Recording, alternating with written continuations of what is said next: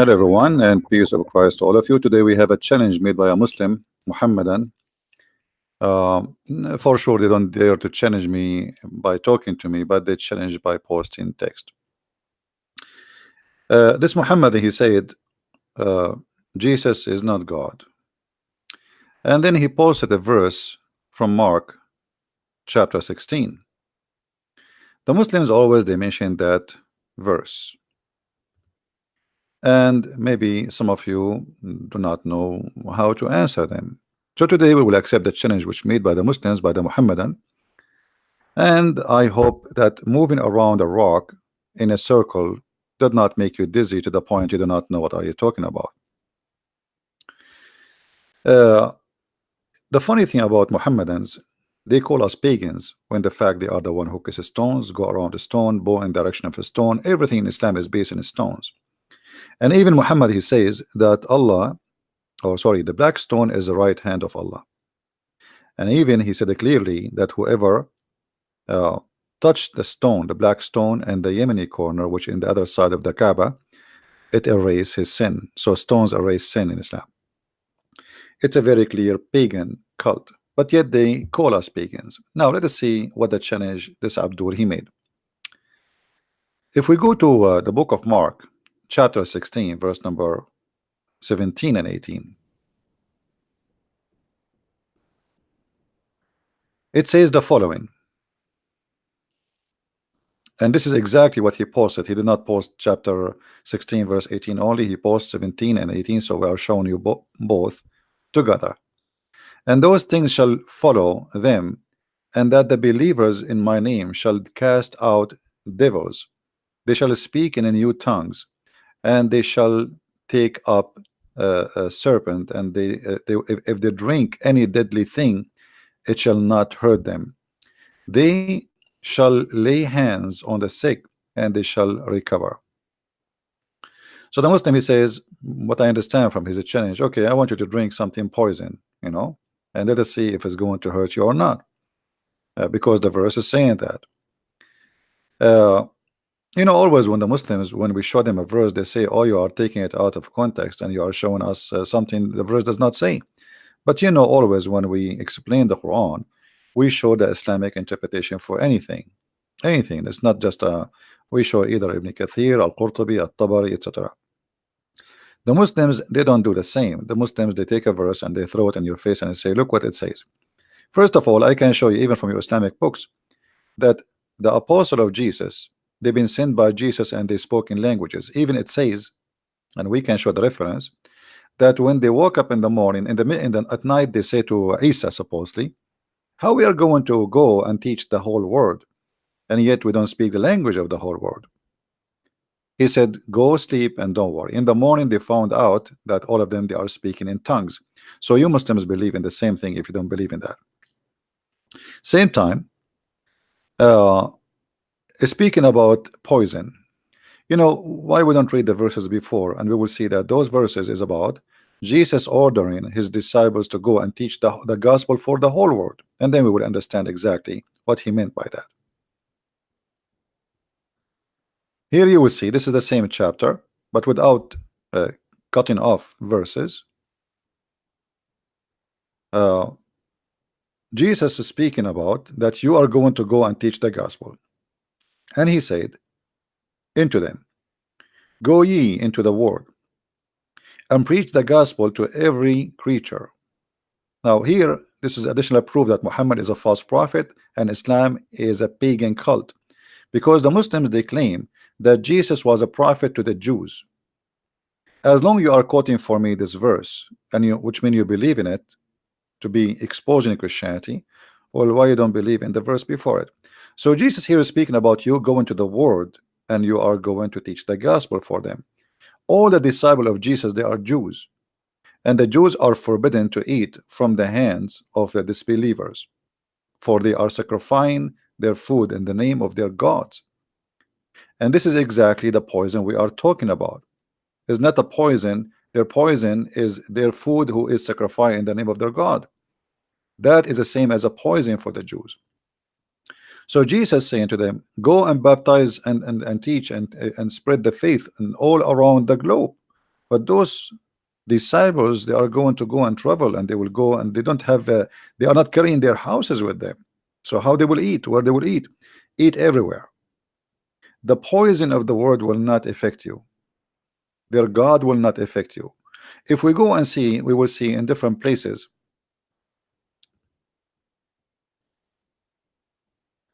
First of all, the Bible says it clearly. The scripture says you must not test your Lord, which means you cannot say, okay, God, I'm going to take a drink poison, and then I want to see if you want to save me or not. This is forbidden in the Bible. But this is not really what the Bible is speaking about. It's not about you go and drink poison and then you will not die, because the Bible makes it clear that you will die.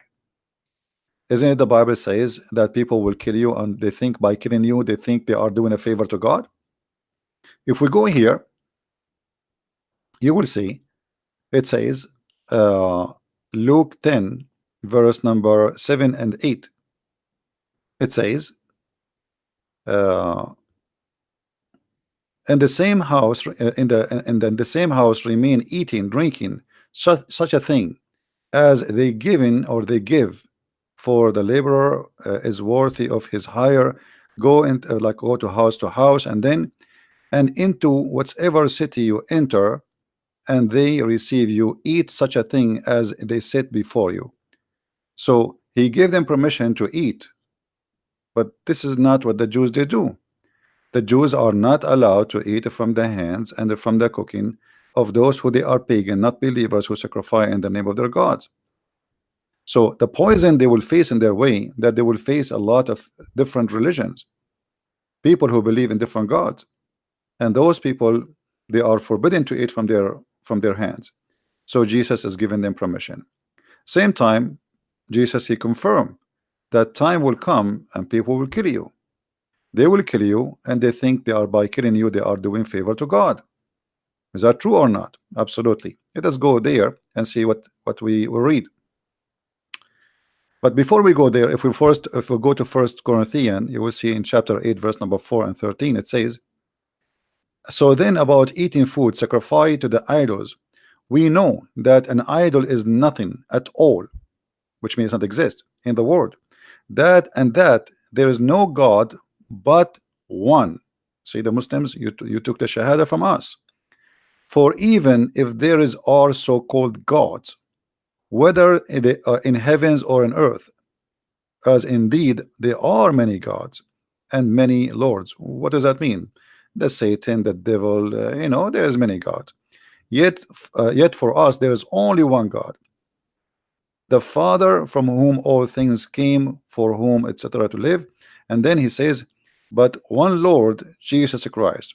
So the Bible confirms that we believe in one God. We don't have two, we don't have three. Now, but not everyone possess this knowledge. Some people still extremated in the idols, and they eat sacrificed food. They think of it as having been sacrificed to God, and since there's their understanding is weak about what's happening. But food does not bring us near to God, neither make us far away from God. Food does not bring us to God or make us far away from God. All things are forbidden for us to do regarding food is for our health benefit, not really for different reasons. Same time, not to associate with the pagans, because simply you eat your food, you marry from them, you live with them, you believe in their God. And then this is what we spoke about just a few days ago, that you cannot marry from a pagan person or somebody is an unbeliever. So here, be careful, however, that exercise your right does not become a stumbling block to the weak.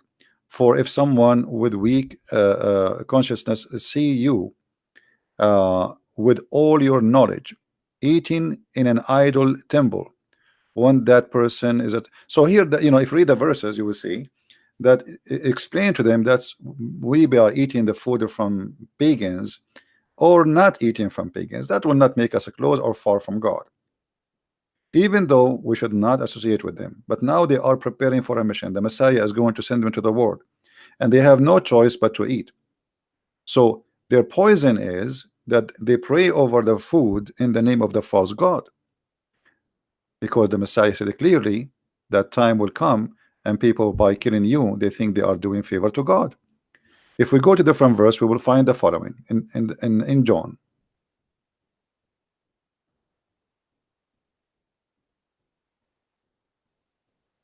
They will put you out of the synagogue. Indeed, the hour is coming when whoever's kill you will think he is offering service to God. So Jesus not only saying they will, he is saying you might be killed. He is saying they will kill you. The time will come and they will kill you. So they will be killed. They will be they will face death. And there's nowhere in the Bible it says that if you, because you are serving me, you will not die. So this is not what Jesus is saying.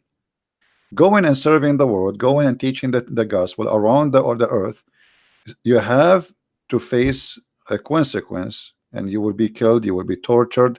And this is exactly what happened. Even they give them as food for the tigers, for the lions, for the cats, and for the, all kind of beasts. They've been crucified. They cut their head, they cut their hands, they torture them. So did Jesus say nobody can hurt you? Absolutely not. So when a Muslim he come to us and say that this verse here is speaking about that you can drink poison and nothing will kill you and nobody can hurt you, this is absolutely false. This is not what it says. You will go and you will teach the whole world about me, and they will not be able to affect you with their poison, which means their cult and their religion and their teaching. Go and teach and nobody can hurt you. In which way? Physically? No. Jesus himself was crucified. And Jesus here is telling them, I was crucified and you will be crucified too. And now it's time for you to go and teach the whole world. So how in the world you think, if we Christian believe that Jesus himself was killed, how the followers of Jesus will not face death and die or can be killed? That will be silly and that will be stupid. All the disciples of Jesus faced death. All of them sacrificed or or tortured. Uh, so it's not up to you to explain for us a verses you yourself you do not know what it's meant. You see, when we debate with somebody, we debate him about his belief, not about what he think or what I think about the belief. Like as an example, once a Muslim told me the Torah is not the book of Moses. Stupid. What I can say, this is his what he think, but this is not Islam. Islam believe the Torah is the book of Moses. All right. So if you have his own thinking, this is a different story. I have nothing to do with me, or I have nothing to do with Islam too. Same time, when I speak about Islam, it's not up to me to think about Islam the way I want. I debate Muslims about what they believe, not what I believe, because I believe Islam is a stupid cult. That's it, you know. But they believe Islam is coming from the true God. So we debate them about what they believe, and when we see a verse in the Quran, we go and see what the Muslims, how they believe in it, what they say about it. Let us see what they believe. So do we Christians believe that if a snake did bite me, I will not die by poison? Absolutely false. Do we Christian believe that if we drink poison we will not die? This is absolutely far away from the truth.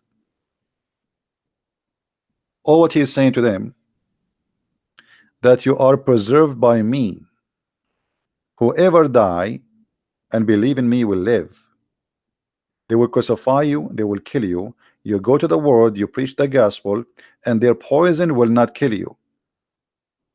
In my name you shall cast the devils. I give you a power.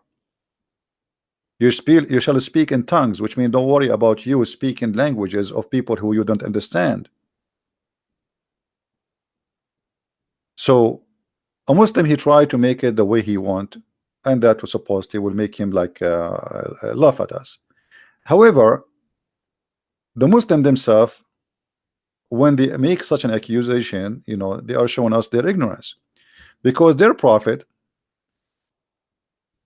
he made a challenge too to the Christians. Let us go first to the Christian challenge. Let us close some browsers because there's too many.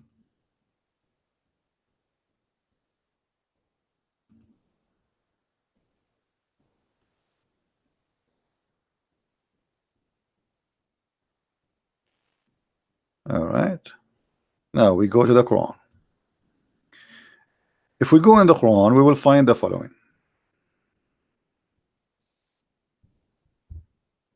You see, Jesus, he promised them that nobody can hurt you in a mean that you are going to survive in my name. Not hurting you, not to kill you, but you will be in my, you will be always living with me. In the Quran, chapter 4, verse number 47, it says, Allah, he said to the Christians, and this is speaking to us supposedly, and the Jews, if you don't believe in Allah, and he's speaking now, not tomorrow, not next century, not before the judgment day, he will do to you the same as he did to the cursed Jews who've been turned into apes and monkeys in the Sabbath. What he will do, he will erase our faces, he will erase our eyebrows, he will make our nose go inside our face. We will have no eyes no more, even no ears, and even our mouth will be stitched. And this was a threat by Allah. If you don't believe in me, I will do this to you. But as you see, I am talking, and Allah did not erase my eyebrows, neither my eyes, neither my mouth. So your God, Allah, he made a false threat, and you cannot say that this was for the judgment day, as you see, because saying to us the same as he did to the cursed in the Sabbath, and those who they are cursed in the Sabbath, Allah did not make them, or he will make them in the judgment day, pigs and monkeys. He made them supposedly already. So your God, Allah, is the one who make a challenge, and the challenge is a failure. Different challenge. Muhammad, he said in the Quran, on the hadith, sorry, that the one who eats 7 ajwa, he will be protected from poison and from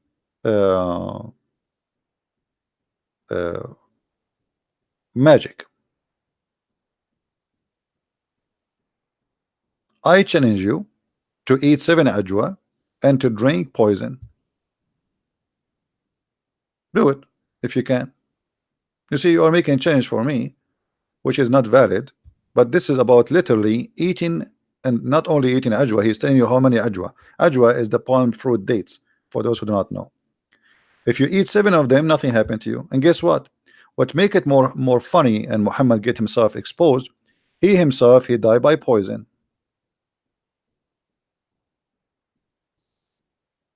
So how he say that if you eat 7 ajwa, no poison can affect you, and he himself, he died by poison?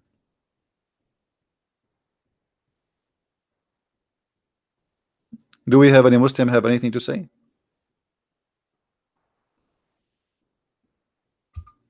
You see, we accept the challenge you are talking about. Okay, Jesus said poison will not hurt you, right? And the way you understand it is, okay, if you eat poison, nothing will hurt you. But this is not what he meant.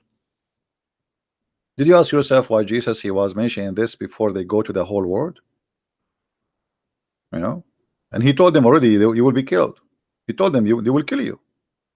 You know, he told them, this is that in the past, he told them, you will be killed in my name. Time will come and people will think by killing you they are doing favor to God. So they knew they would be killed. So there is no way he's telling them that if you drink poison you will not die. That's not what it meant. The poison is the food of those who pray in a food in the name of a false god. That is the poison. So they will not affect you with their false religions. You will be strong. You will survive all kind of temptations you will go through. Here we are talking about literally eating 7 ajwa. 7 ajwa, if you eat it, no poison can affect you and no magic. And guess what? Muhammad was killed by poison and he was affected by magic. So Muhammad here in this hadith, he have a double proof for us that he's a false prophet. He did not survive the magic, he did not survive the poison. Let us see what happened to Muhammad. Did Muhammad survive the poison? I mean the black magic? No. Let us see. The prophet, once he was bewitched, so that he began to imagine that he had done a thing which in fact he had not done. Do you see it, Muslims?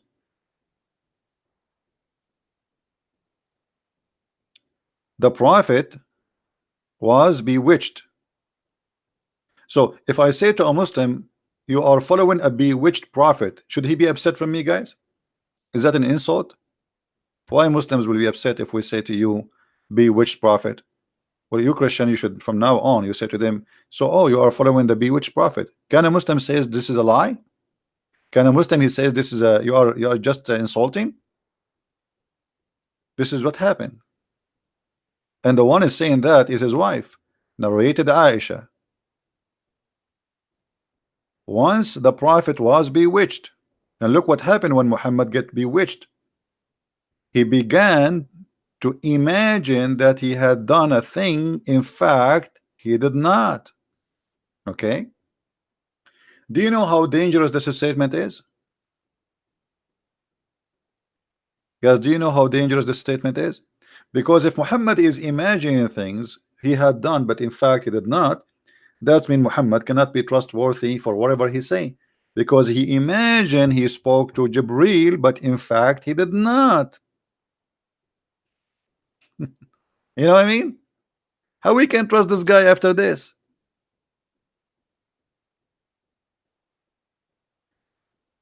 If we put in the profile, let us say we have a guy who going to witness in the court, and he have a file, let us say medical file, because this is a medical situation now.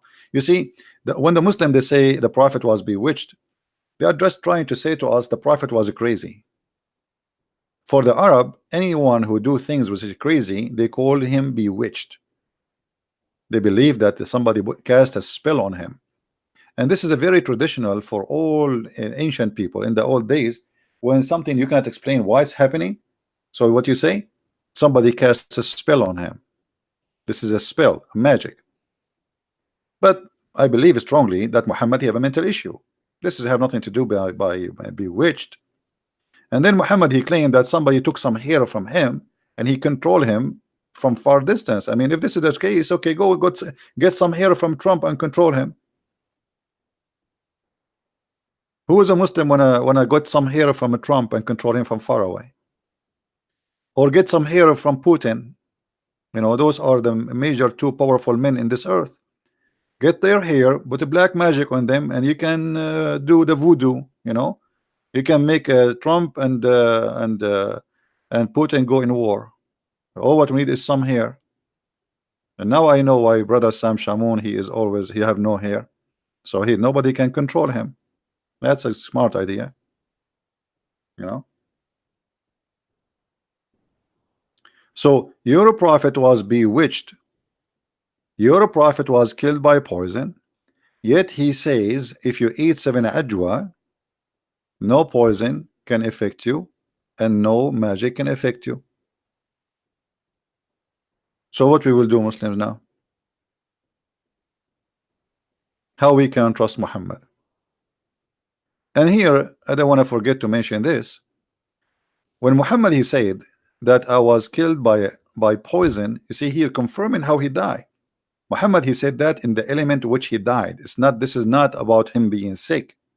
You see, it says here the prophet in his element in which he died. And the Muslim they say that whatever the prophet he saying is it true. Is that correct, guys? Can a Muslim says to us that Muhammad here is lying? Who is a Muslim when I say Muhammad is a liar? Who is a Muslim when I say to us here Muhammad is lying, he did not die by poison? I want to see a Muslim saying that.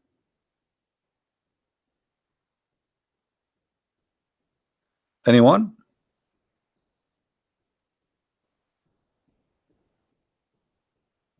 Either Muhammad is a truthful and the Quran says وَمَا هُوَ إِلَّا وَحْيٌ يُوحَى, which means everything the prophet he says is coming from Allah.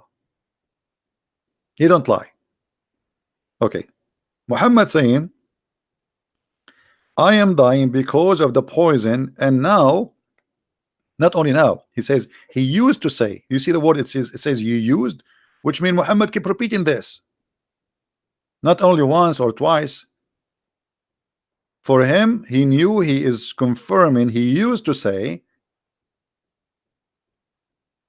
I feel I feel the pain, which means this is a pain he felt since he had the food in Khaybar, which is a poison was given to him by a Jewish woman, which Muhammad he killed her tribe and her family. The food I ate at Khaybar, and at this time there is something different happening. I feel as if my aorta is being cut off from that poison. Okay, but the Quran says that if Muhammad is a liar, Allah is going to cut his artery.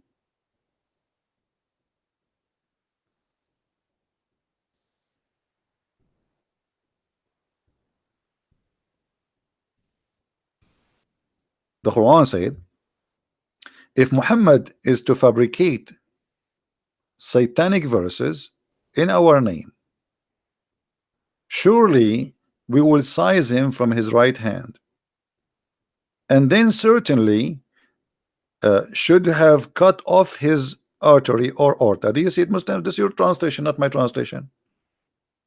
Do you see it? So the Quran confirm a prophecy. This is a prophecy. Allah saying in his prophecy, if Muhammad is a liar, what should happen to him? Allah will cut his artery and he will cause him to die. What do you say, Muslims? And Muhammad he confirmed that this is exactly how he died. Isn't it amazing? What do you think, Muslims? Isn't it amazing?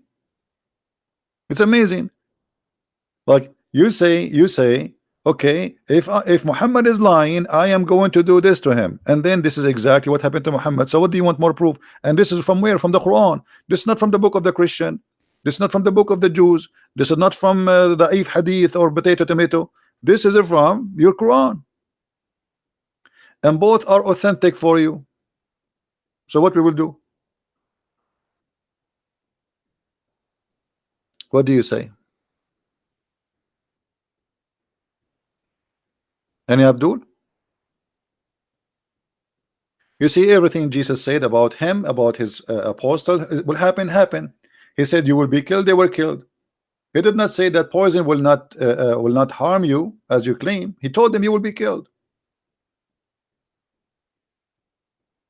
And he himself, he was killed, and he said he will be killed. So everything he said come to be true.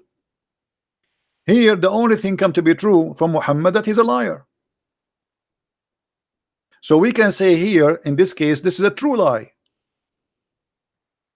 Muhammad, when he fabricated this Quran, he never thought that this will happen to him. Stupid. Look what he said. This is a revelation sent down from the Lord of the whole world. And if he, Muhammad, had forged a false saying concerning us, Allah say, call himself us, because he's speaking in front of the mirror, we surely should have seized him by his right hand, and we certainly should cut his artery. Do you see it?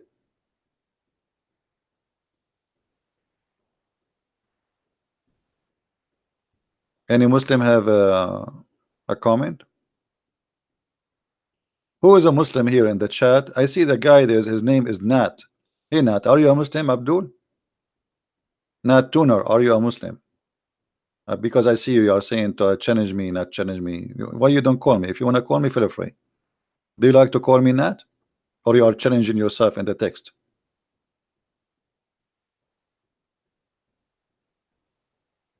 It's good to challenge yourself alone. I mean, sometimes I play chess because either way I win by myself.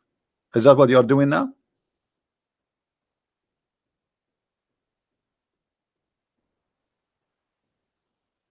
Huh?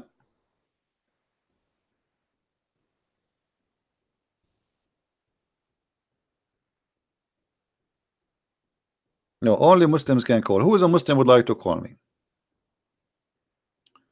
Who is a Muslim would like to call me?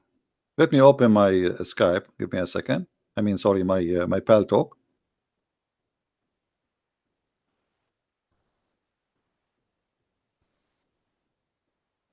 And if there is any Muslim would like to call, feel free. We will be happy to have you.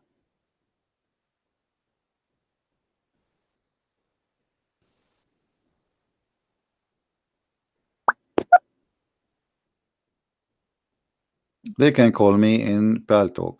It's a program, it's for free. It's the same as Skype, but it's better.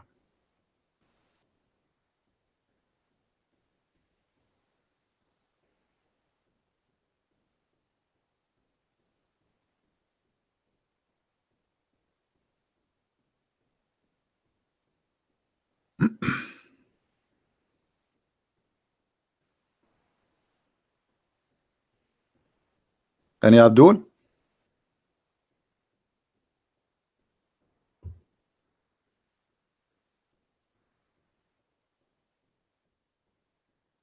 Who is Abdul?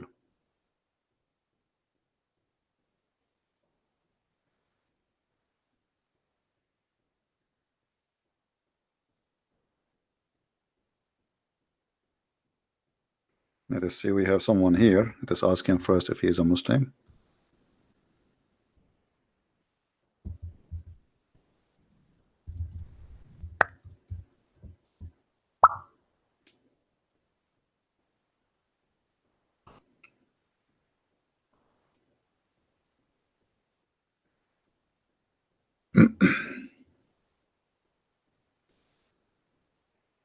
Anyone?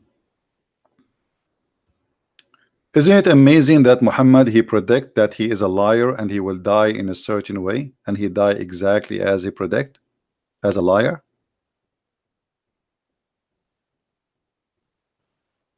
What do you think? I am with Muslim knowledge. Yes, what does that mean?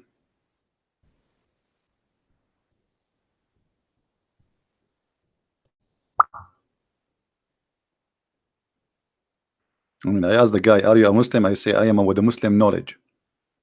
I mean, have you ever heard of a silly answer? I am with Muslim knowledge. What does that mean? You're an ex-Muslim. Oh, okay. So debate you about what? I mean, what an idiot.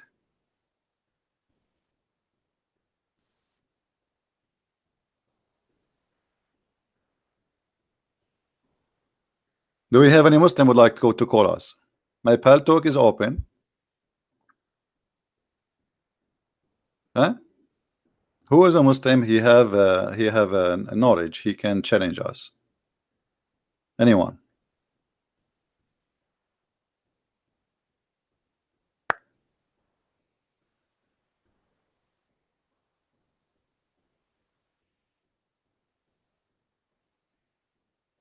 Anyone? Nat is trying to call me. No, he's a liar. He did not even text me.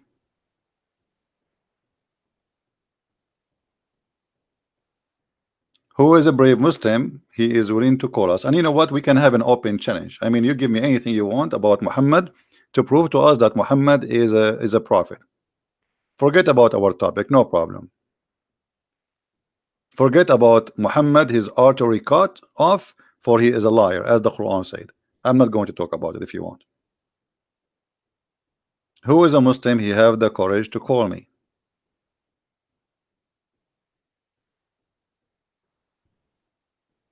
By the way, if you call me and defend Islam, I assure you that if Allah is a true God, he will give you extra promotion and he will give you extra credit. You know, you might get like extra 10 or 20 versions, depend how good you do. Don't you want to get some more versions and some more boys? Allah, he promised the Mohammedan, Allah will extend the size of their penis. Don't you want to have extra 6 meters?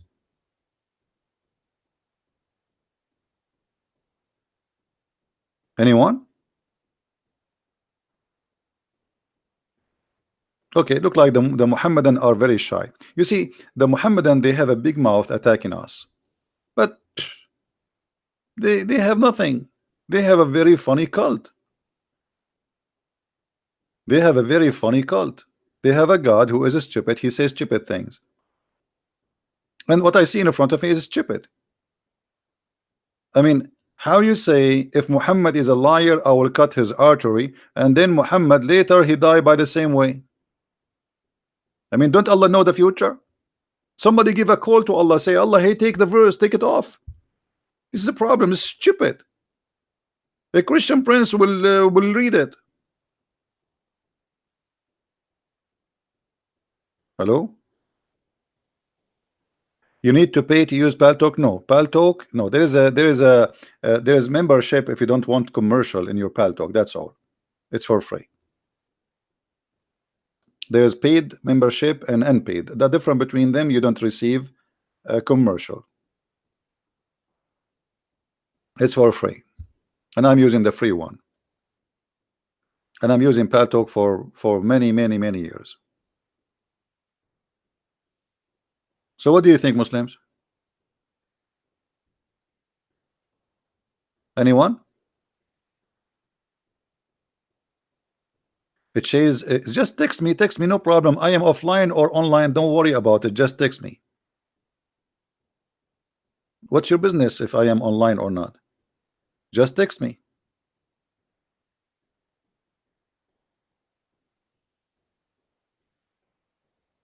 And no, I am online, not offline. Here we go. I will show everybody. See, it says I am online. So why you are lying, guys? Does it say online? Look, even the LED light green next to my name, and it's flashing like we. So stop lying.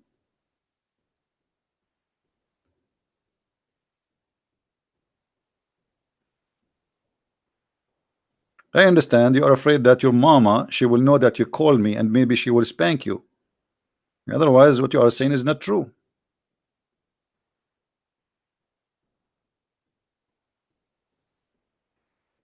So who is a Muslim wanna call me? How Muhammad he predict? How Muhammad he says if you eat 7 ajwa, no poison can kill you, and no magic can affect you. And then Muhammad himself, he was under the influence or the effect of magic, and he died by poison. Any Abdul want to explain to us?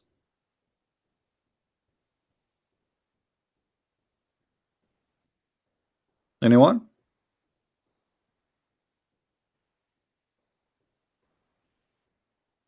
Nobody? Nobody. What we can do? Anyway, as long we are there's no Muslims, we will change the topic. We will take about something make you feel better. Okay? The knowledge of the Prophet. The knowledge. My uncle asked Allah Apostle about a person who imagined that he had past wind fart during the prayer. Allah Apostle replied, he should not leave his prayer unless he hear the sound and he smells something. I mean, look at this, man. I mean, look at this religion. This is deep. This is deep. I don't know where are you from. Maybe you are a Hindu, maybe you are a Buddha, maybe you are an atheist, maybe you are a Christian. I'm not sure, but this is deep. Okay, a guy, he's praying to Allah. He bent down. Okay, now, okay, shall I leave? Shall I stay? He need to know. I mean, what? Okay, what is next? Okay, I got you know, it coming out. The Prophet, look how fast the answer is. Jibreel is right away in the head of the Prophet. Muhammad, he hear the answer. Muhammad, you do not need to ask Allah what we should do now. No, the answer come right away. Brother, if we ask Zakir Naik what we should do, brother Titter, a brother, they ask you a question. If I pray to Allah and suddenly I break wind, and you know, if I break wind, then the bad smell will come out. Brother, did somebody ask the Prophet the same question? And he said to him, if you do fart, brother, you should stay in the prayer in your place, don't move until you hear something and then you smell something. So if you hear only, brother, and you don't smell something, then you move, and vice versa. Which means if you smell something but you don't hear something, stay, brother. That's deep. That's deep. I mean, this is wisdom.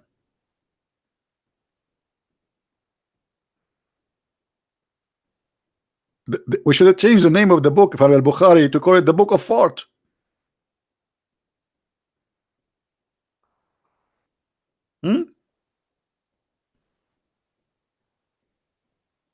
This is the Book of Fart. So what we learn now, we learn how to fart while we are praying to Allah. There's two kind of fart. There's fart which Allah he will not accept your prayer, and there's a fart which Allah he accept your prayer with it. I mean, the guy he fart anyway, he hear it or not, who care? Why there's a difference between a fart he hear it and a fart he don't hear? He felt it. No, you have to hear it, brother, and you have to smell it, brother. So what the difference between a fart we hear and a fart we don't hear? Is the first one is a holy fart and the second one is not?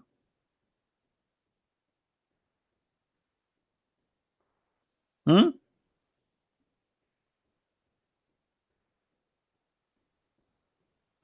Are you?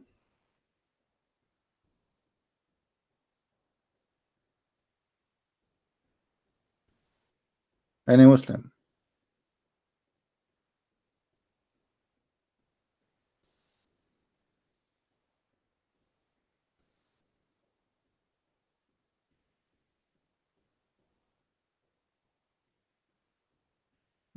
Shall we change the topic? I mean, I don't know what to do now. Like the Muslims, they made a challenge for us about drinking poison, and here we go. They are losing ground in everything, even in farting.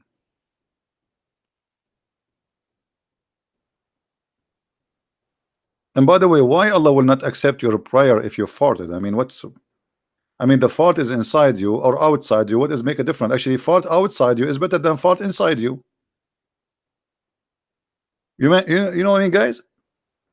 You have fart anyway. I mean, if the fart is inside, it's inside your body. You think you made wudu, brother? You clean yourself? You are not. You are full of fart. So now, when you keep the fart inside you, and what do you mean? Like now, he is praying to Allah. Is the fart will go with the prayer to Allah? So Allah he opened the prayer and the hachu and like garlic fart. What do you say, Abdul?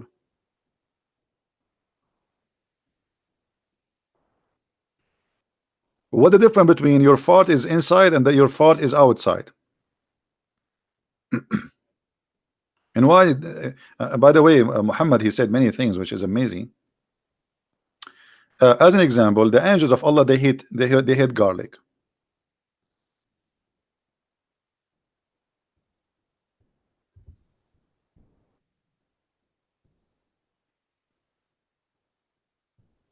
And that makes sense.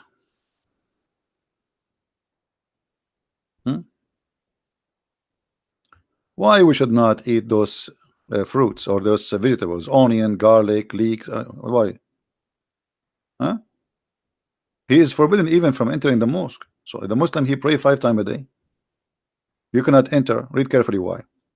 The narration of Muslim is he who is eating onion or garlic or leek should not approach our mosque because the angels are also offended by strong smell.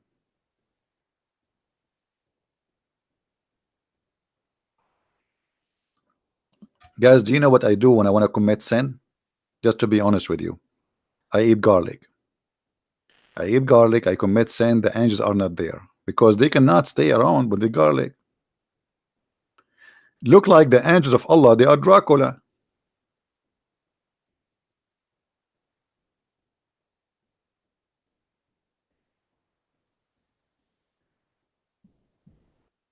Any comment? Why the angels of Allah they don't like garlic? What the problem, Muslims?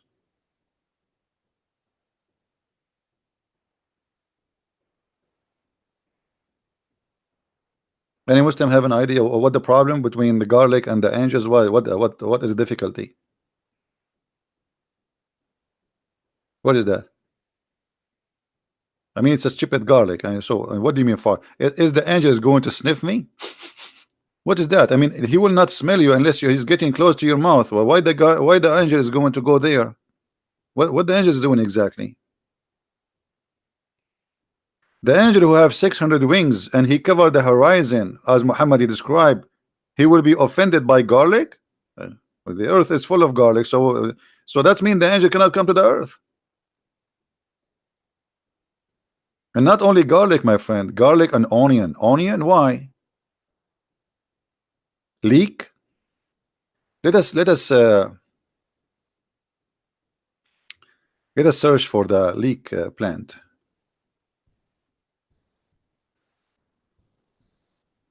Let us see the leek plant. What is that? I mean, look how dangerous this leek, man. I never thought that Allah is so weak and his angels to the point such a plant can really harm them. But by the way, if you think about it, this plant looked like dangerous thing. I mean, look at this. I don't blame the angels, by the way. I mean, this is dangerous. Don't you agree? The angels of Allah, they have a problem. They cannot resist the power of garlic and leek and onion. Huh? Okay.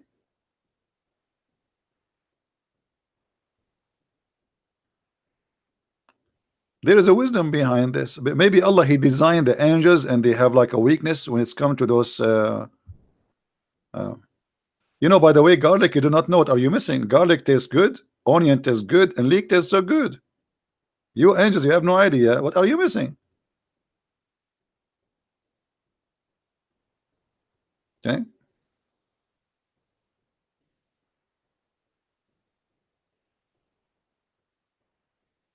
Somebody from Indonesia asking me to speak about the Kaaba is the first house of worship.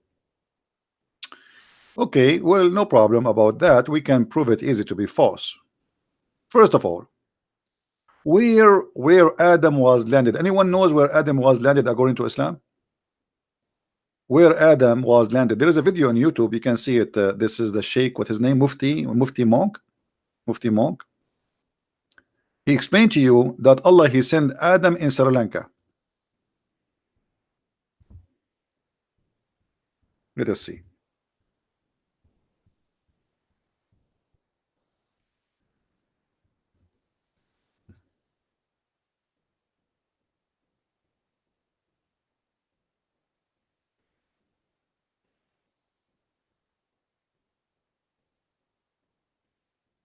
Islamic landmark.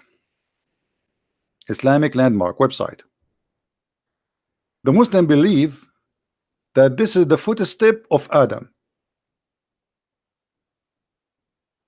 And by the way, the footstep of Adam, I mean, this is weird. I mean, there's only one footstep. Look like Adam at that time was like a kangaroo. Why only there's one footstep? What happened to the rest?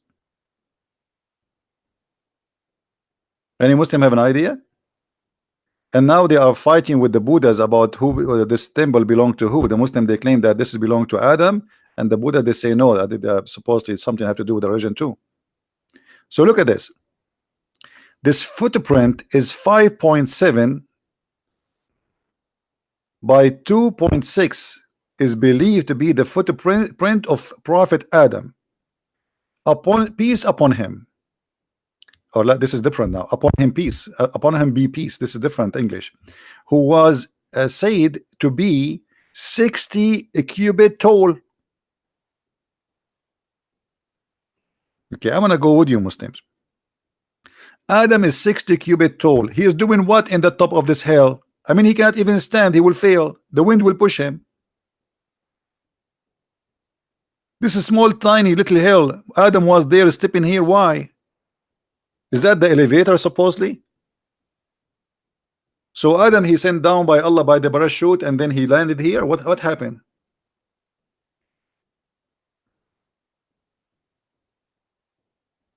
Anyone knows?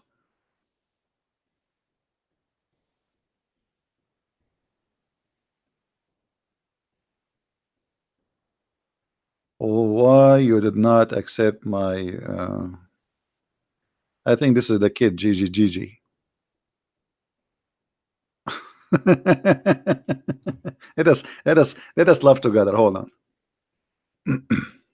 Just to laugh.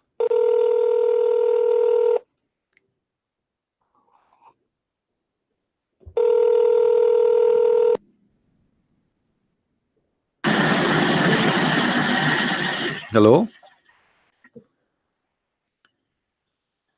Hello? Potato coward. He is calling me coward and then he hang up. Next. Who is next?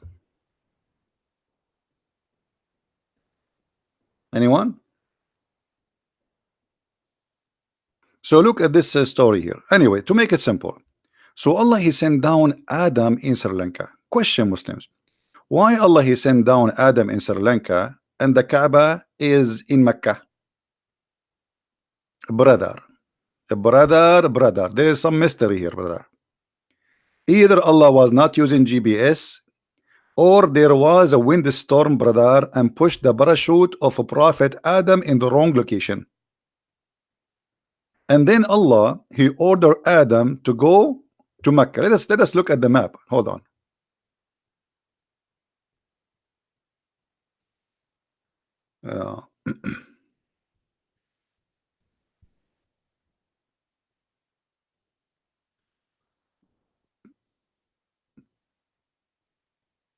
Sri Lanka map. All right. So I want the Mohammedan to focus with me carefully here. So this is Sri Lanka. Okay. But here Sri Lanka is an island, is totally an island. How Adam was able to go and pass the sea? Any Muslim can tell us. This is the first man, there's no ship, there's nothing.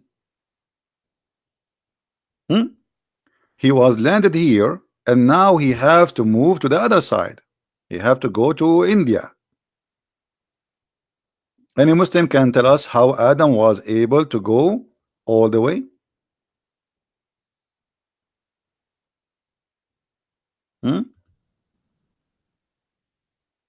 Let us see. We have a Muslim Abdul, supposedly is texting me. I hope he's not a kid, but anyway, if he's a kid, we will laugh anyway. Oh, he's busy.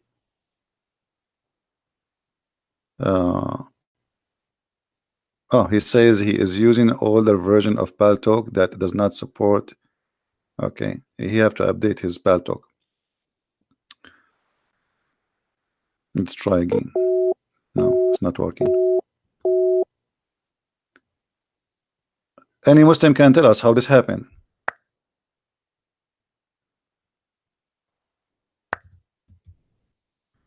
It is still him.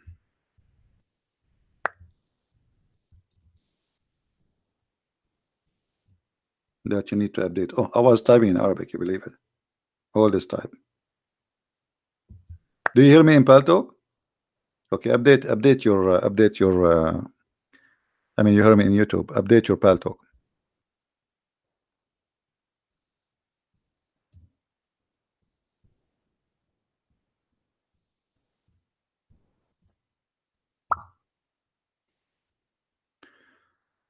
So look at this. The story of the Mohammedan, not only silly and stupid about the Kaaba as the first house, because now Adam, he have to go all the way. Do you know how far Sri Lanka is?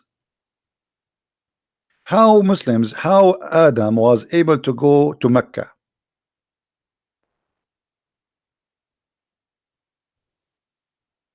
Any Muslim can tell us.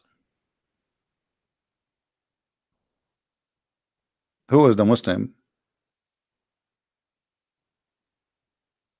can tell us how Adam was able to go to Mecca? In order for Adam to go to Mecca, he have to travel all this distance. He have to cross the sea, and at that time there's no ships. This is the first man supposedly in earth. And then he have to cross all of India. There was no Pakistan. This is a new state. And then he have to go to Persia. And then he have to go to Babylon land. And then he have to go to Saudi Arabia. And he go to like this and like this and like this. How many years will take the trip? And how he can cross the sea walking? Do we have any Muslim? Either you have to agree that this is a lie. Let us see this guy. It's the same.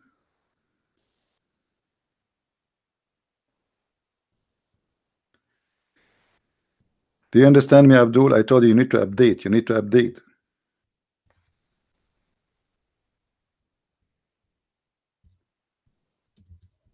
Slow people.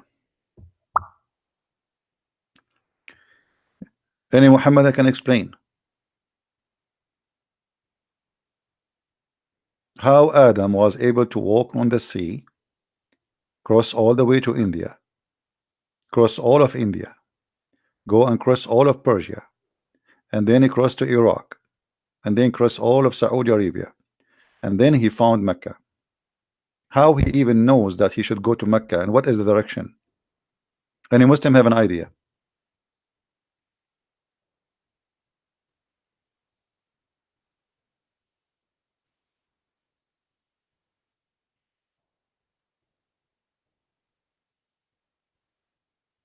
Anyone?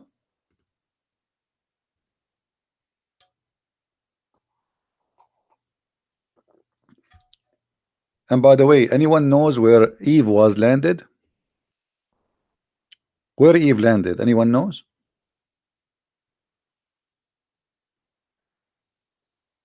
Some Muslim they say that she landed in Yemen. I mean, look what Allah did. He sent the guy here and his wife here. What happened? Maybe the spaceship broke like before they arrive or something. Adam now here and his girlfriend is here. What? And how he found her later? How they met? Do you think they text each other in WhatsApp? Muslims? I mean, you Muslim, you claim that you have authentic books and you have authentic religions, and your authentic is nothing but a stupid fairy tale story. What Adam have to do with Sri Lanka? I will tell you what Adam have to do with Sri Lanka, because Islam, the roots of Islam is from Sri Lanka. This is the truth. The root of Islam is coming from Sri Lanka. It is a Buddha religion transformed through India all the way to Saudi Arabia. If you look carefully in the map, let us do this.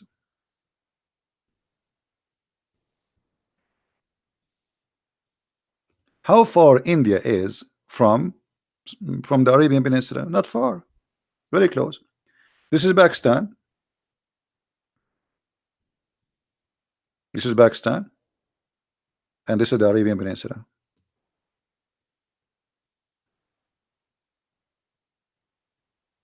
Which means if you go from here, this is less than 16, like total width of 60 mile, and the Hormuz is about 16 mile total. That's it. Very close.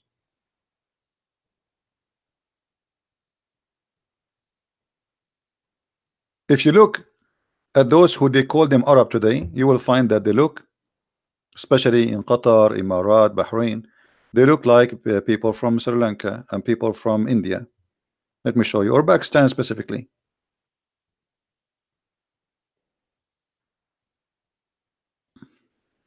And guys, don't text me in Pal Talk. You see, don't make me do the same as it did in Skype. I run away from Skype because a Christian keep text me there.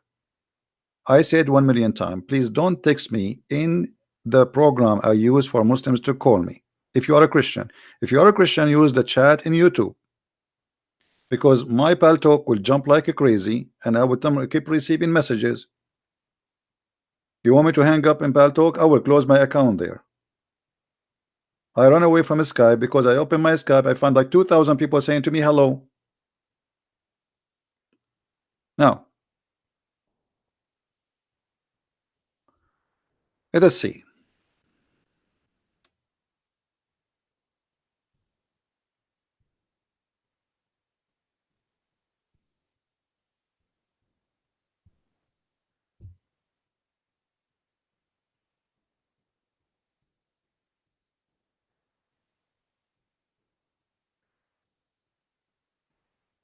If you look at those faces, don't you think you are seeing someone who is from Pakistan?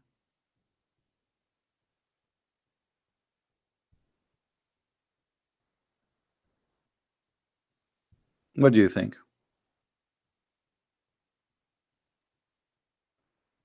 Is that really an Arab, as they call them Arab, or this is a Pakistani boy? He's a Pakistani boy. This is his father. Their hair, their mustache, their everything. They are Pakistani. There's nothing is called Arab.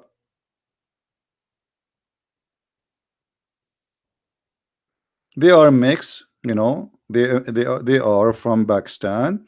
They came to the Arabian Peninsula and they brought with them the belief in black stones and etc. and all the madness.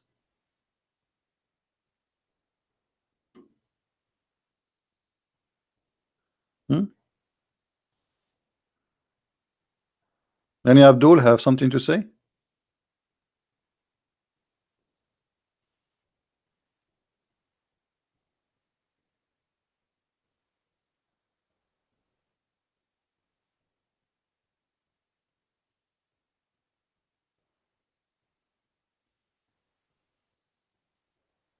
Anyone?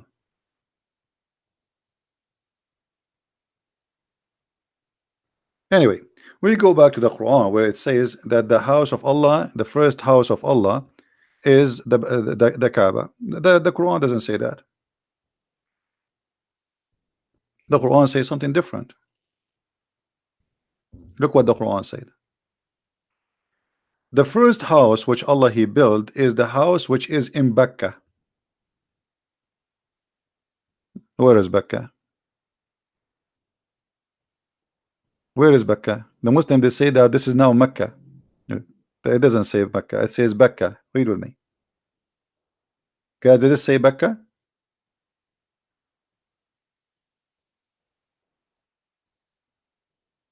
Who is a Muslim who tell us where is Mecca located?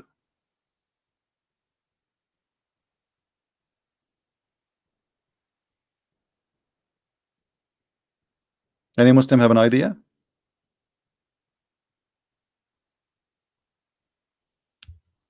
Hmm.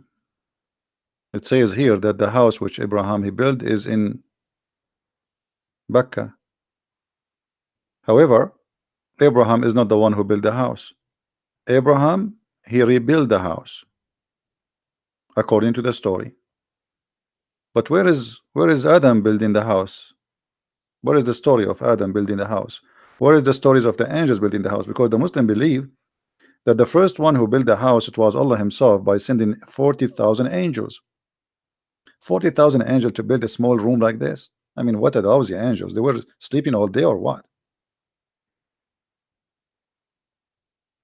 Any Muslim?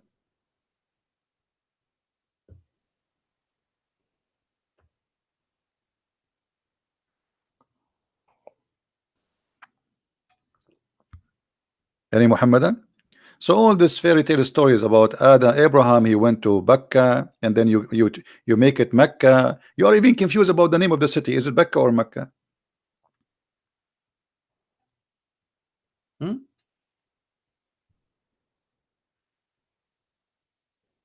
Which one?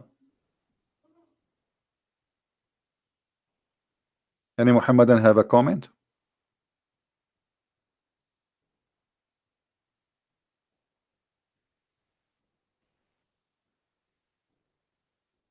What is the proof that this is about Mecca? Where we can find the reference that Mecca is Mecca? Anyone?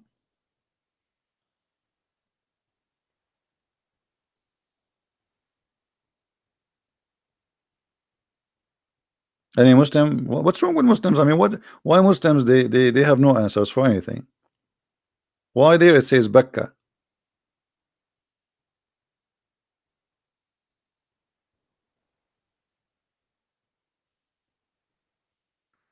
Do Christian Prince talk about Jewish Kabbalah or Talmud? Why I want to talk about it? Give me a reason to talk about it. We don't believe in Talmud anyway. The Talmud is a stupid book, the same as the Hadith and of Muhammad. And the Jews are going to convert to Christianity sooner or later. What is left of them is very few. Any Abdul? Edward, if you keep posting this, I will block you from the chat. Just to let you know. Do we have any Muslim? He have something to say.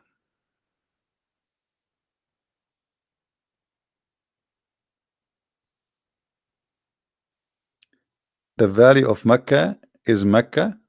Okay, why they call it Becca then? Actually, neither Becca, neither Mecca was exist in that location. Let me show you what Mecca is. Give me a second.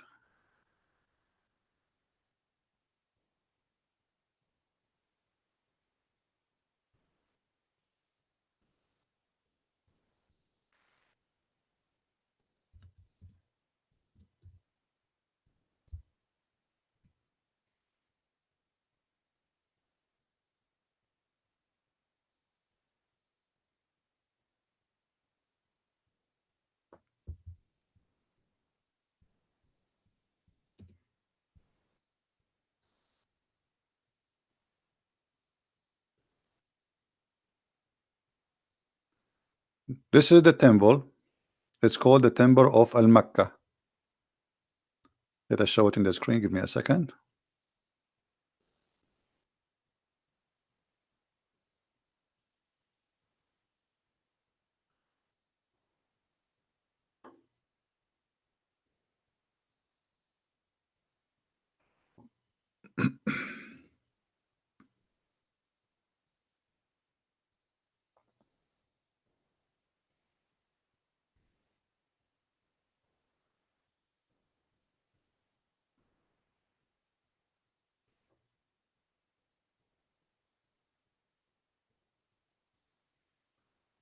All right.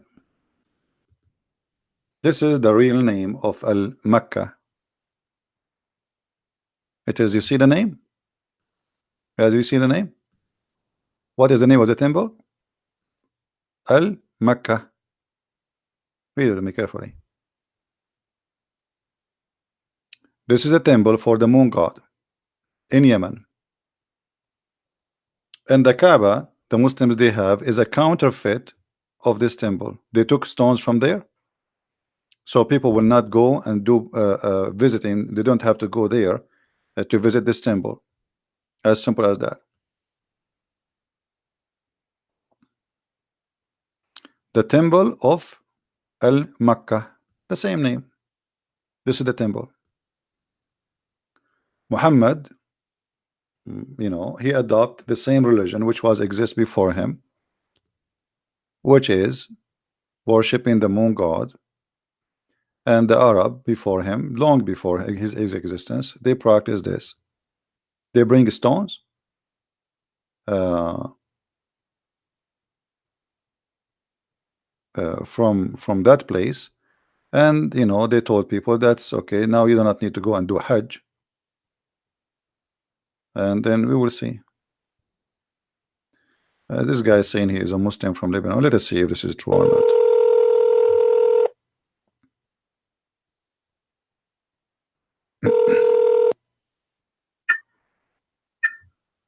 Hello, CP. Here we go. The whore of the Babylon.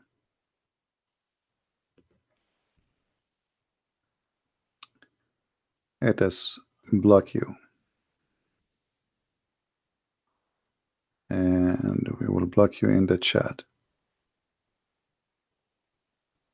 So you are calling me and you are saying to me, call me to say to me this. Are you happy now? Do you feel better?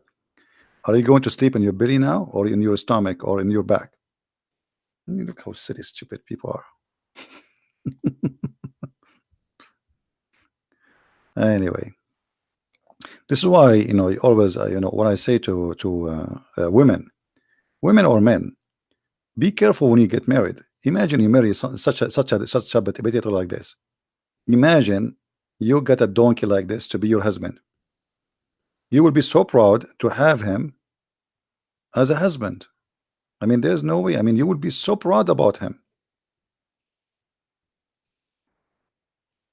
All right. Any Muslim have the courage and the knowledge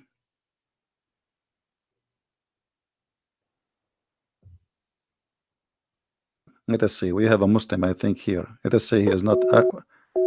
This guy, he cannot. He have an old pal talk. We cannot call him.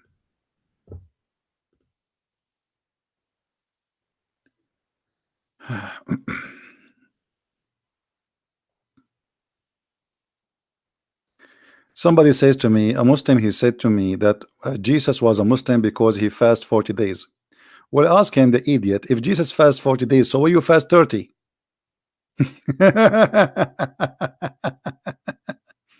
If Jesus he fast 40 days, I mean, why you need me to answer you? I mean, don't you guys have a brain?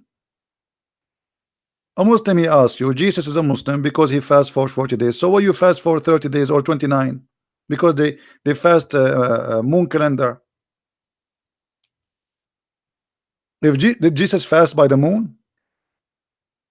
Jesus he fast for 40 days. Secondly, you Muslims don't fast. None of the Muslims they fast. Islam they don't practice fasting. Ramadan is not a month of fasting, it's the month of eating. You can go right now and you can search in Google. You will find that in the month of Ramadan, food price in the Middle East goes skyrocketing. Why? Because the people there eat more. All what they do, they switch the day and the night, and that's it. There's no fasting. This is not fasting. What does this have to do with fasting? They sleep all day, they eat all night. They make their last meal early morning. Okay, I eat myself. I eat once every 24 hours.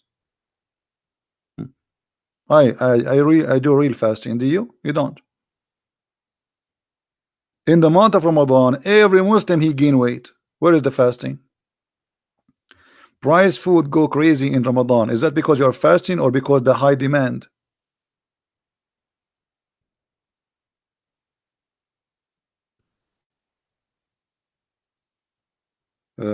Ramadan is coming right now, actually soon.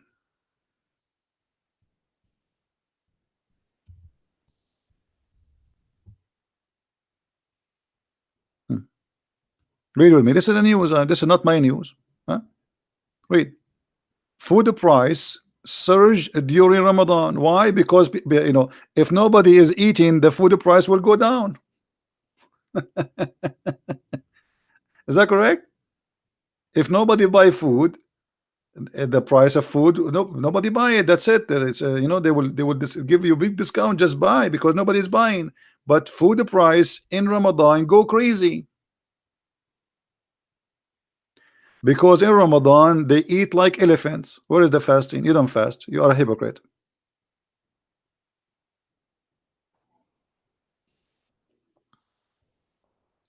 Muslims they never have a fast. And by the way, why Muhammad was used to fast Ashura and then he replaced by Ramadan?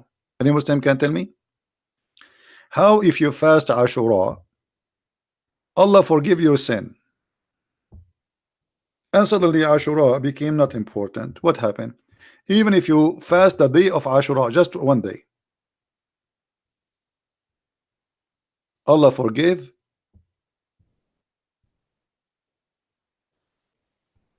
the sin of the previous sin, previous year.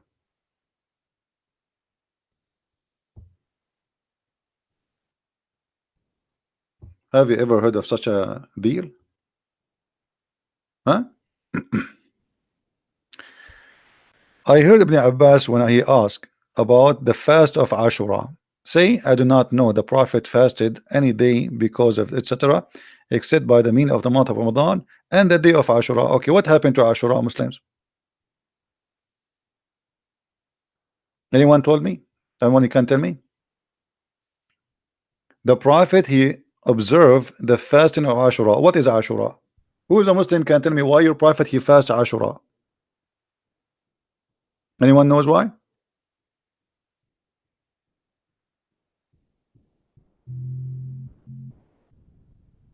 Look how important the fast of Ashura. Look, the Messenger of Allah said, who was asked about observing a psalm, the fast of Ashura.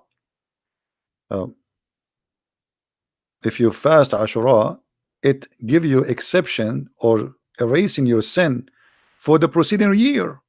Just fasting one day, all your sin for the preceding year is gone. So why you want to fast Ramadan? Any Muslim? If you fast Ramadan, does not forgive your sin for a year. Ashura is more important. So what happened to Ashura?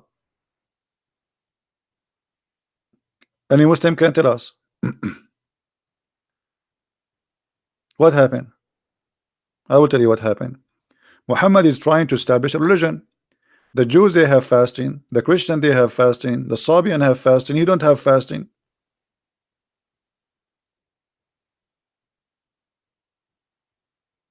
So he chose a day which was a practice before him. According to Aisha, the pagan Arab, they used to fast Ashura. Now, I want to ask the Muslims, what is Ashura?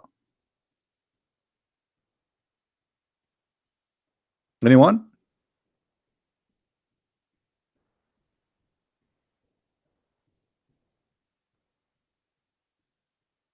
Any Muslim have an idea? Look, we have many Muslims in the text, but none of them can tell us what is Ashura is. What is Ashura, Muslims? Read what Aisha is saying. Aisha, she said, during the pre-Islamic period of ignorance, Quraysh used to observe the fasting of the day of Ashura. So this is a pagan practice. Guys, does it say that? Does it say that the pagan Arab, they used to practice the fast in Ashura? It says that, right? Okay. So why you fast it, Muslims? And why, if you fast this day, Allah forgive your sin for the coming year? Anyone knows?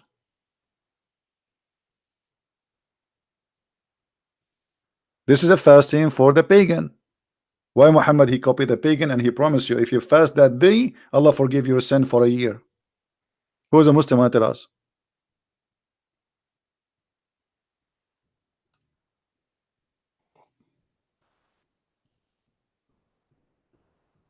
Anyone?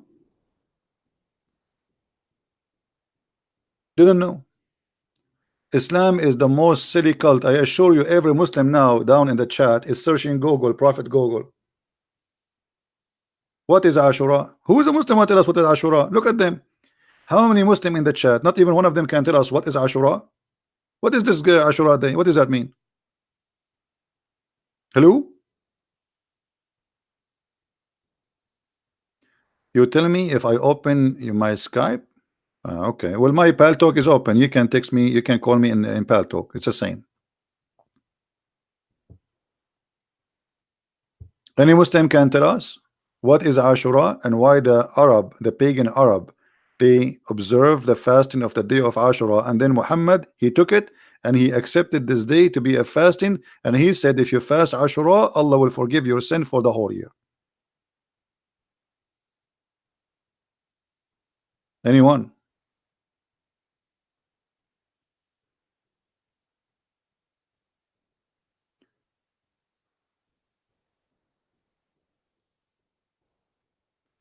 Ashura is a Hindi god. I don't know. You have to prove it. I don't take things as a statement. Do you have a proof? Do you have a proof that Ashura was a Hindi god? If you can give us the proof, we are welcome. Who is a Muslim can tell us?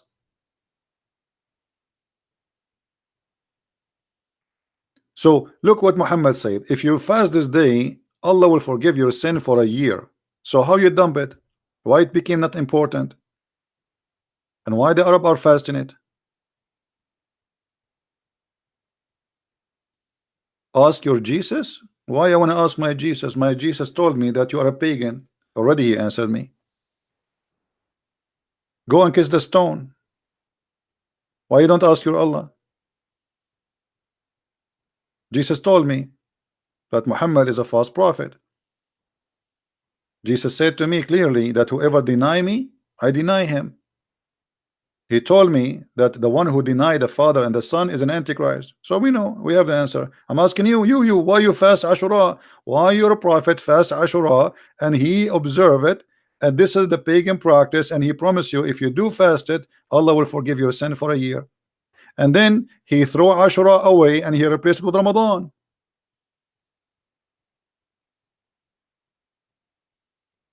Any Muslim have an answer? Look at them. They don't know.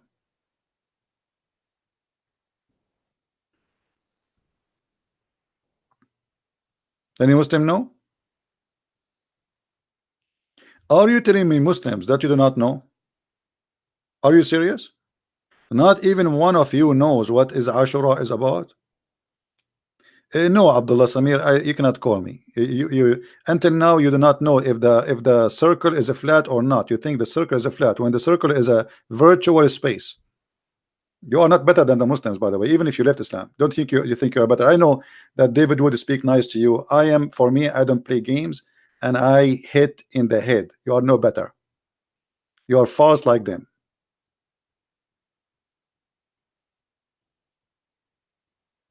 We say to you that the earth is says the globe of the earth or the circle of the earth. He says the circle is a flat.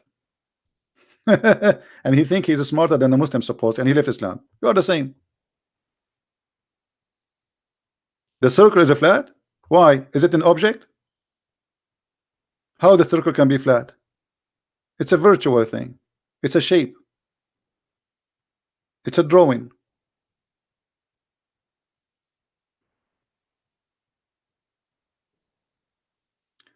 Anyway, so do we have any Abdul want to say something to us?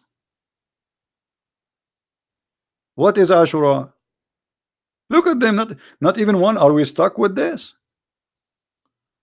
Muhammad, he like Ramadan, he left Ashura. What this guy is doing? He's a change in his skin.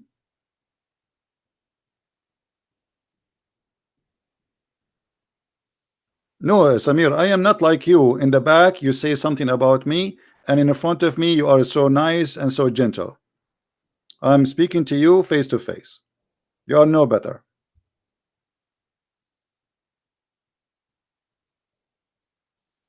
Quraysh used to fast the day of Ashura in the pre-Islamic period, and Allah Apostle too used to fast on that day. When he came to the Medina, he fasted that day, and he ordered that to be fast too. Later, then he fasted the month of Ramadan, and he gave up the fasting of Ashura. How you can give up the fasting of Ashura? Was Muhammad fasting Ashura by the order of Allah or by the order of his own self? Muslims, when your prophet was fasting Ashura, and then he left it and he decided to fast Ramadan, where Muhammad is getting this from? Where he receive an order saying you can fast Ashura, and then he receive an order says don't fast Ashura? Any Muslim can show me.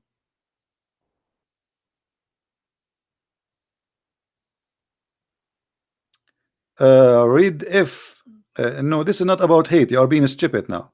When we say to somebody you are wrong, this is not about hate. That's stupid of you. Correct, guys? If somebody says something stupid and he speak about it in our back, and he think he go to the show of David Wood, and he speak, and maybe David Wood did not notice. He said the Christian Prince, he think the circle is a flat. Sorry, he think he don't know the circle is a flat. That's stupid of you. Shame on you to say that. Shame on you to say that. You are lacking knowledge. You claim knowledge. You left Islam, but you're still a Muslim in the mentality. You speak against people in their back. That's what Muslims do. In front of you, brother, and we etc. And you are so kind. They turn their back. You stab them. Islamic agenda.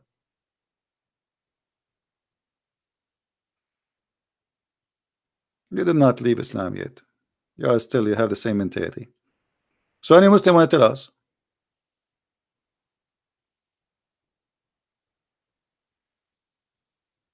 Who is a Muslim can give us the answer? Why Muhammad? Who is the one who ordered Muhammad to fast Ashura? And who is the one who ordered Muhammad to stop fasting Ashura? Any Muslim can give me a reference.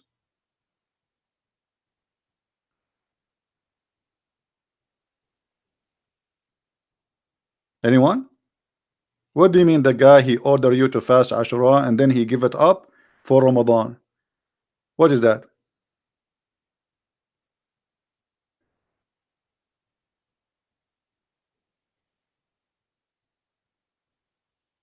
No answer. So look, they do not know why they are praying to the Kaaba. They do not know where this black stone is coming. There's nowhere in the Quran is mentioned the black stone. Why Allah did not mention is holy stone? Why Allah forgot about something so important? You don't know. You don't know. It's a book of ignorance.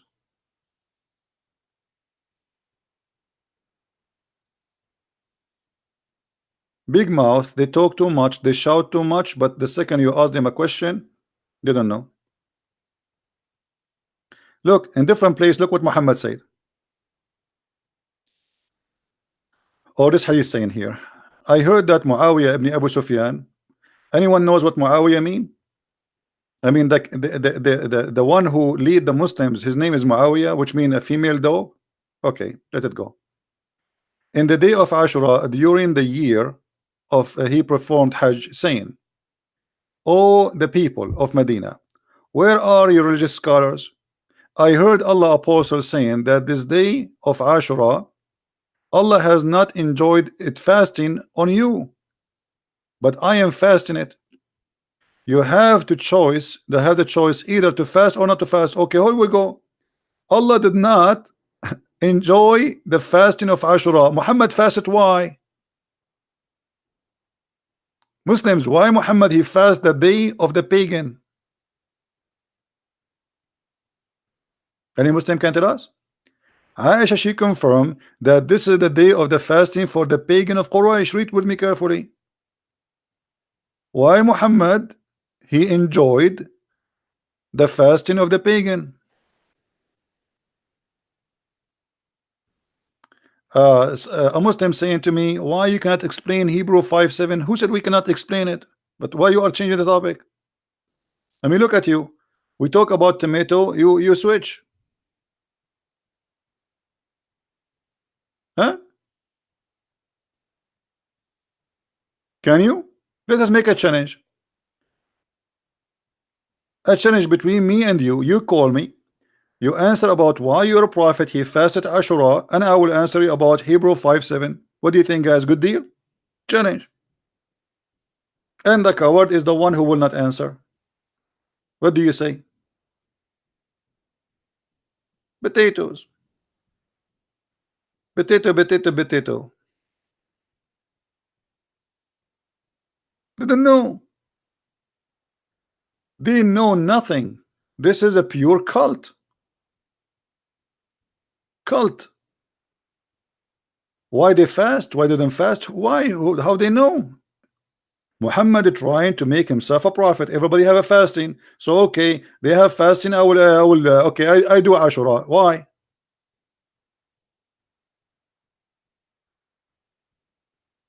Any Muslim have an idea? They don't know. And the second you squeeze them, they say to you, read for us the verse from the Bible. Hmm?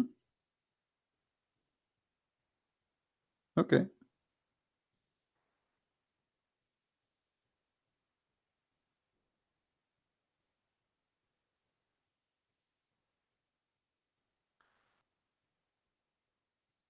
And Abdul?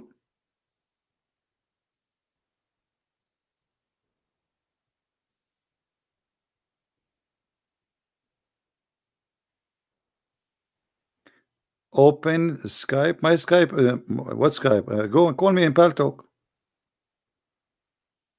Take permission from your mommy and call me in Paltalk.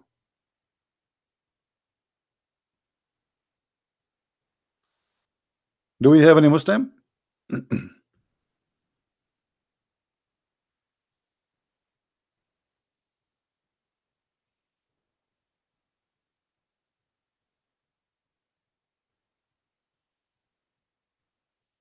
Hello?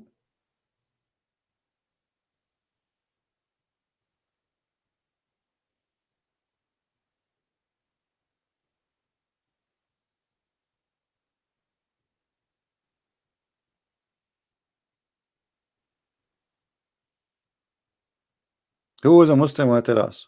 They don't know. And my Paltalk is open.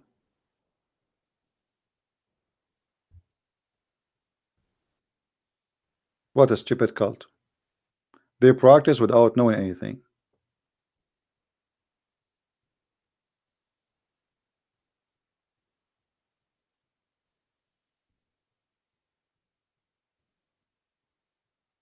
Anyone? Okay. What about Ramadan? Why you fast Ramadan?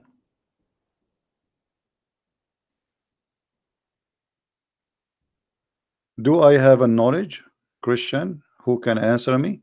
Hey Haji, how are you? Supposedly you are the one who have a knowledge?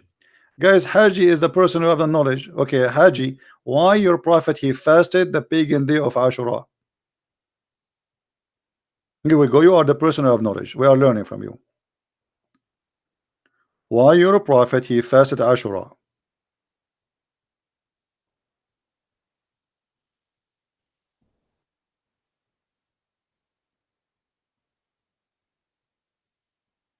Are you going to answer me, Haji? Or you are just a text Haji?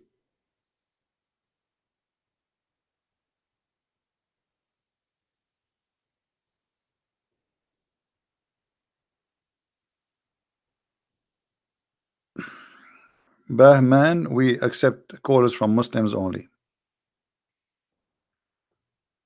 Anyone?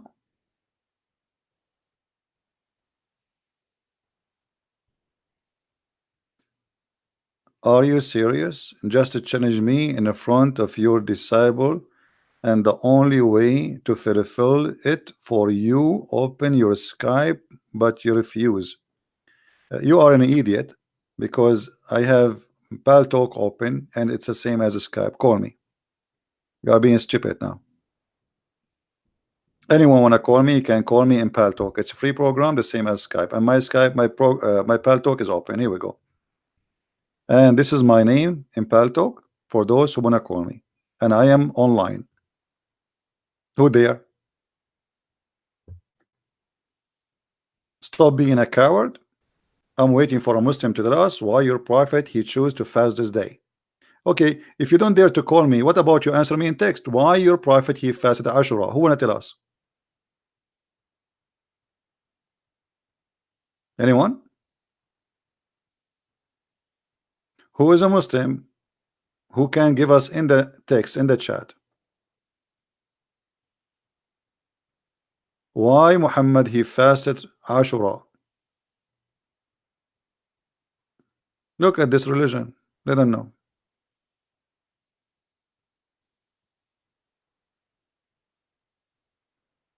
Anyone?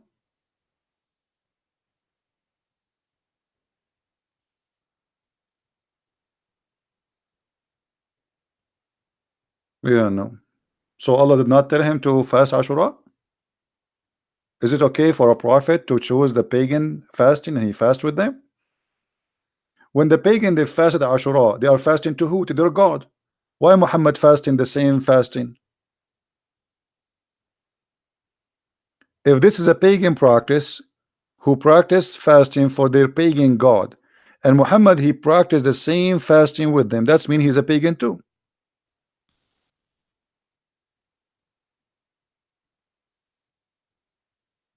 Ashura is different for Sunni and Shia. Is that an answer now? That means Islam is stupid. You have one prophet, you have two fasting. Ashura for the Sunni is different from no, it's not different. It's not different. Study well, you will see. The Shia they connect Ashura to something else happened to the grandsons of Muhammad, but this is not the reason. It happened at that day. This is why they call it. They celebrate Ashura by beating themselves. Very, very naive of you. Still, the fasting of Ashura. The fasting of Ashura, we are talking about the fasting of Ashura, not beating yourself in Ashura. Why you beat yourself? This is a different story. Any Muslim can tell us why he fasted Ashura? I mean, what's wrong with you? It's a very simple question. Pagan fast Ashura, Muhammad fast Ashura, and he ordered his followers to fast Ashura. Anyone can tell us why?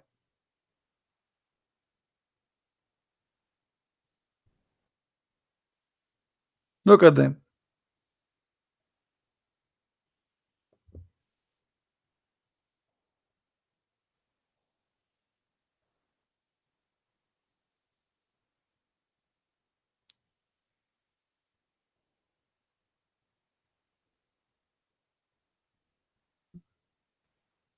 Any Muslim?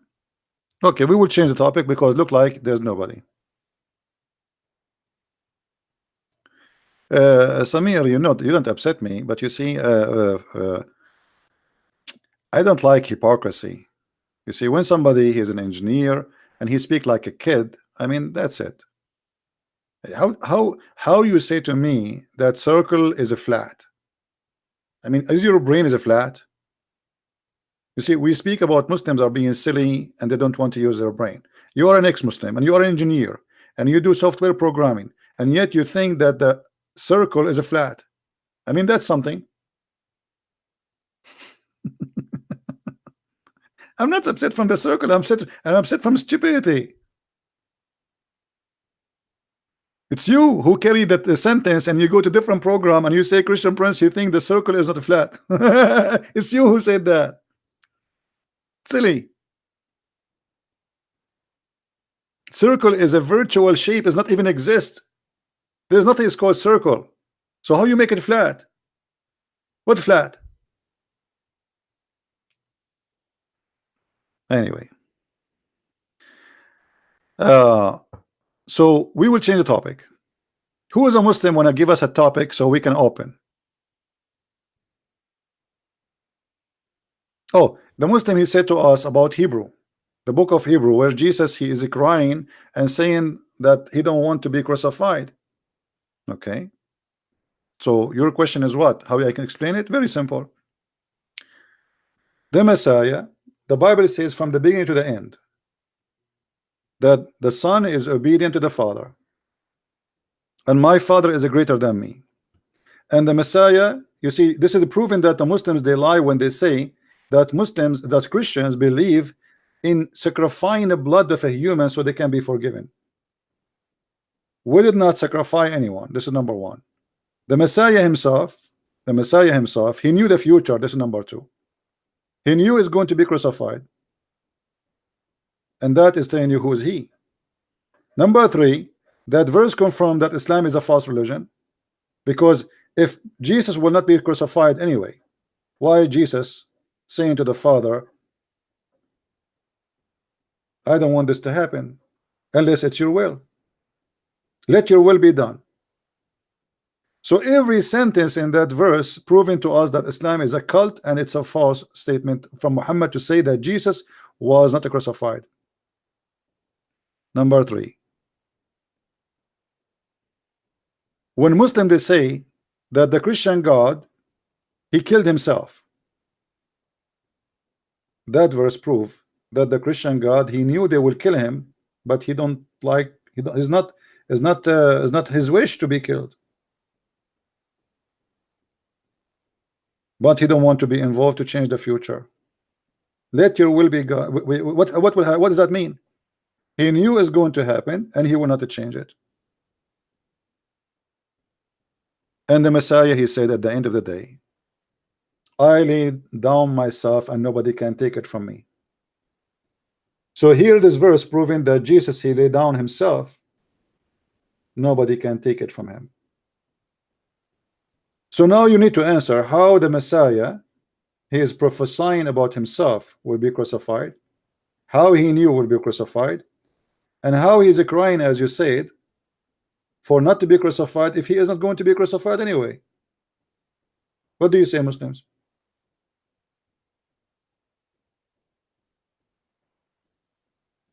Any Abdul?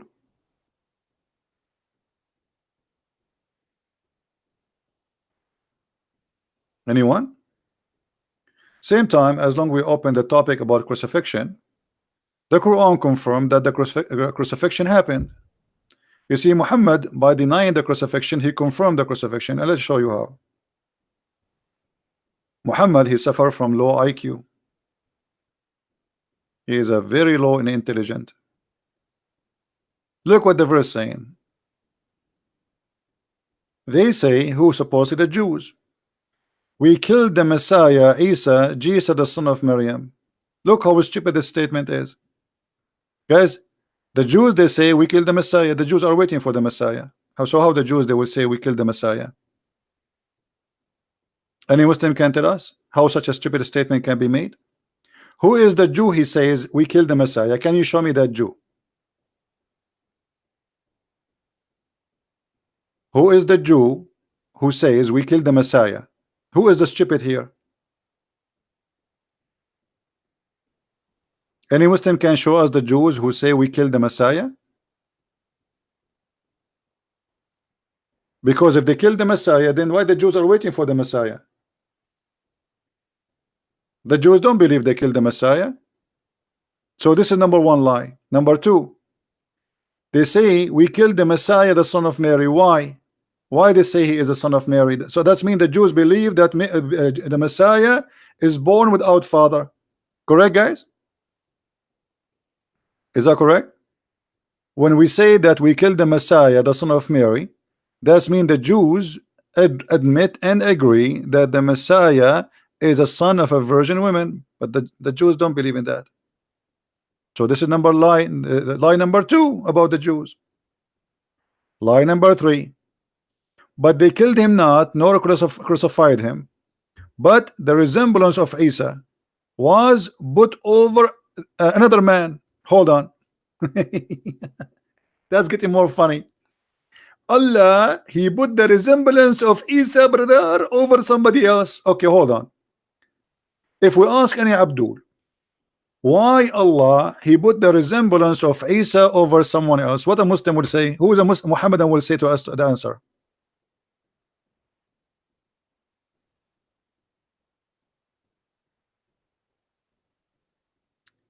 Sharia, I mean justice banned. That's not, no, that's not what Sharia is. I don't know, you are saying Allah mean peace. Are you Muslims really? Sharia does not mean banned, have nothing to do with even the Islamic religion. Sharia coming from the word shara, which mean legalize. What are you talking about? To legalize something. Stop being stupid and don't say, obviously you don't speak Arabic. So here the verse saying, but Allah he resembles someone like Isa, Jesus, and he put his resemblance over different man. But this is mean that Jesus was crucified. Correct, guys? This is mean Jesus was crucified. Why? Because he just confirmed that people they saw someone look exactly like Isa. Is that correct, guys? The Quran confirmed that the true Jesus, the true Messiah, is the one who crucified. Because if I am now a human and I see someone look like Jesus exactly, speak like Jesus, have the voice of Jesus, have the hair of Jesus, and he is being killed in front of me, why I will not believe this is Jesus? Give me a reason. So your stupid Quran confirm that everybody was there. He saw a perfect Jesus in the cross. So nobody lie. The only liar here in this story is you, Muhammadan. 600 years after Jesus, you come back and you say, oh, it was someone look like Jesus. That means Jesus was on the cross.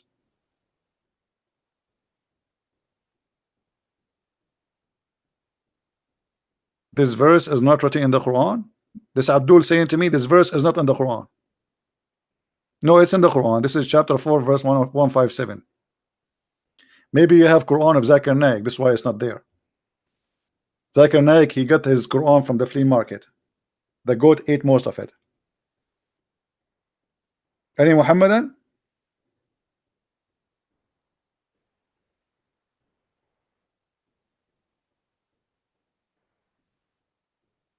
Huh? The Quran is a stupid book. This book confirmed that Jesus, he was crucified. Now you Muslims, you have to prove to us that this was the resemblance of Jesus, not him. As long you admit it in your Quran that this is someone look exactly like him. Do you understand, people? The Quran admit that the one who was in the cross, he have the eyes of Jesus, the face of Jesus, the hair of Jesus, the hand of Jesus, the voice of Jesus. He is Jesus in every way, in every mean, perfect Jesus. How you can prove to us that this was not him? And how Allah he put somebody the look of Jesus in someone else? How does that happen? What does that mean?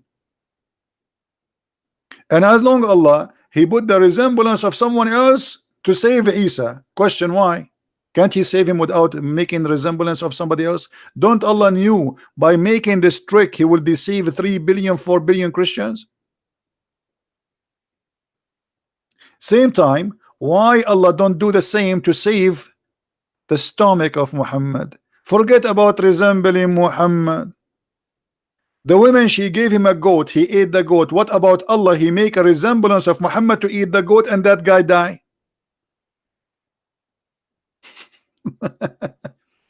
You know what I'm saying, guys? Why Allah want to save Jesus by making somebody resemble Jesus, but Allah will not make somebody resemble Muhammad to save Muhammad?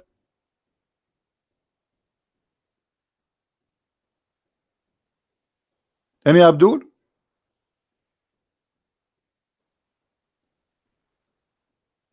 Here we go, your prophet, he died and he is suffering from the poison. If Allah resembles someone look like Muhammad, he eat the goat, Muhammad will be laughing right now and say, hey, my feelings is fine, the guy who died is different one. Because Allah resembles someone look like me and he made him eat the goat. Do you see it?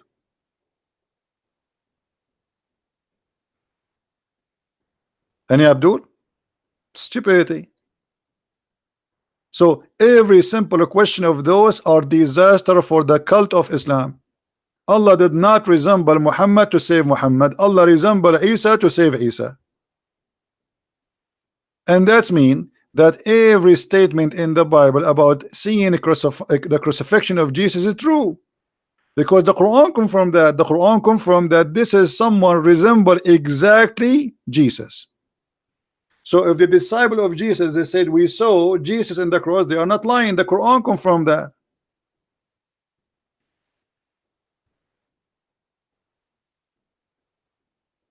Any Mohammedan?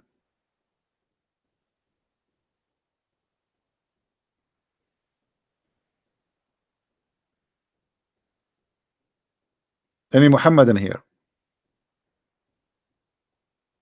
This is the most stupid book ever.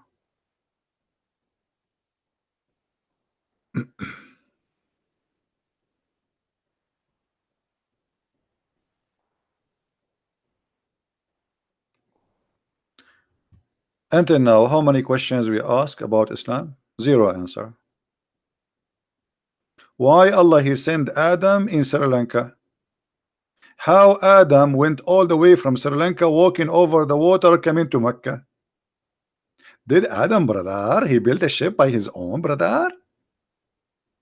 Why Adam landed in Sri Lanka and Eve landed in the Arabian Peninsula?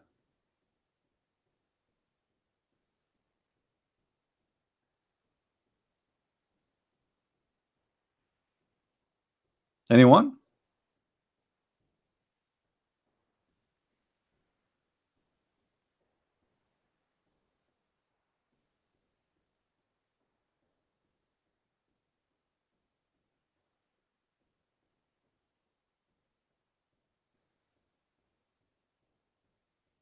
Any Abdul?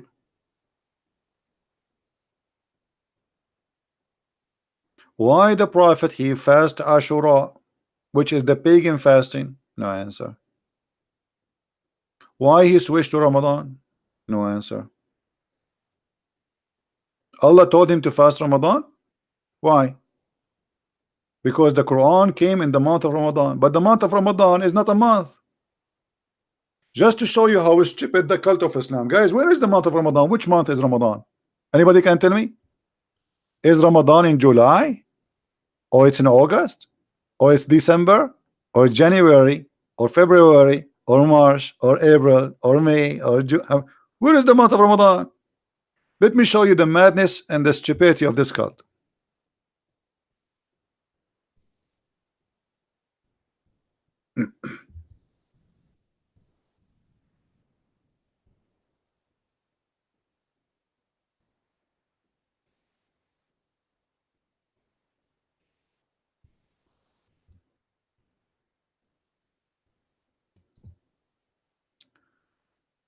Give me a second.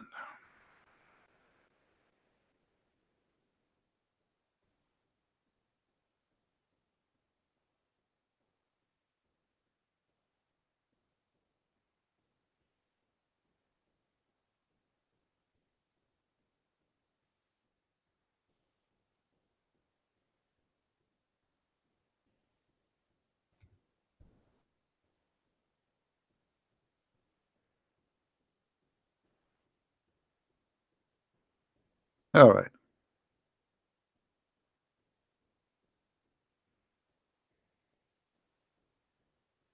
I'm trying just to find a website where it shows you the list of Ramadan for the last and the coming 10 years, and you will see that the month of Ramadan does not exist. It is in January, February, March, April, May. It's all over the place. So what do you mean the fast of Ramadan? How this month can be a month? If this month can be in July, it can be in December, it can be, how this can be a month? I will tell you how. But let me try to find you. Trying to find the list.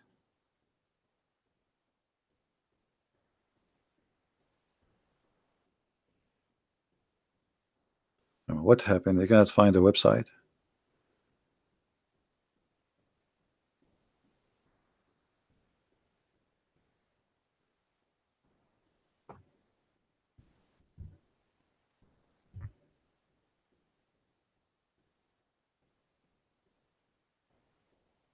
All right, look like we found one finally. Thank God. Guys, read with me carefully. This is the month Ramadan. This is a Muslim website.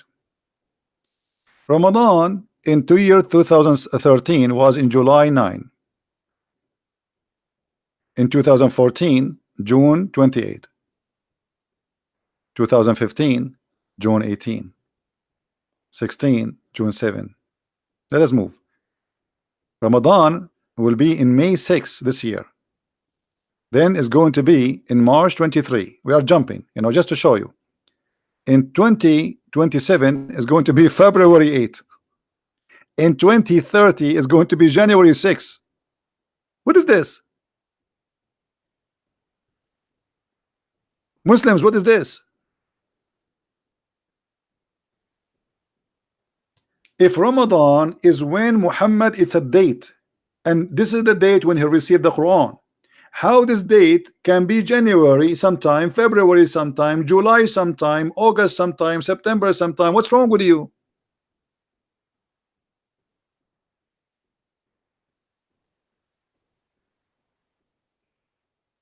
Anyone knows why? What happened?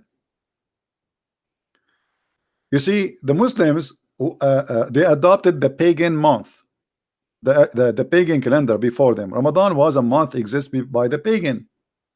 But what my Muslims did, they decided to change the date of the year to start by Al-Hijrah. What does that mean? The day where Muhammad, he left from Medina, from Mecca to Al-Medina. And by doing that, they switched the year. The year is not the same before. It's messed up. So now the calendar is moving. It's not fixed no more. So July can happen in the middle of December, and December can happen in July. Any Muslim want to say to me I'm lying?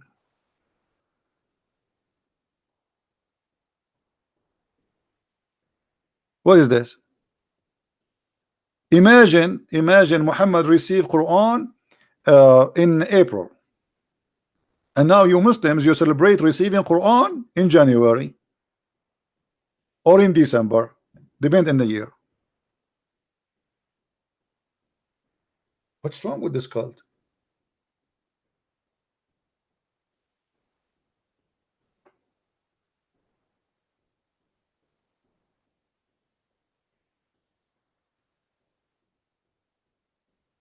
Anyone?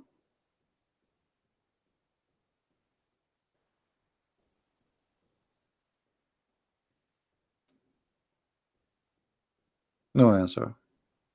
What a stupid cult. Okay, let us go to the Quran. Just for the sake, there's a program, a comedy program. It's called for a laugh. For a laugh. Let us see how Ramadan is functioned in the Quran.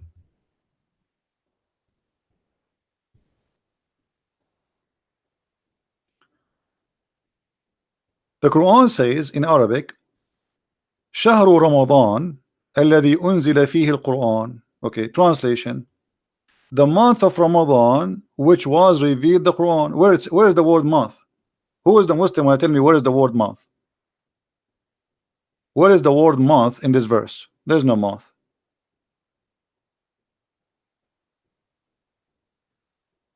No, there's no month. The word shahr, you can go right now to the Hebrew, search for the word shahr. The word shahr is a word mean the moon. The moon. The moon of Ramadan, which was revealed the Quran. Muslims, how the moon of Ramadan is the where the Quran was revealed.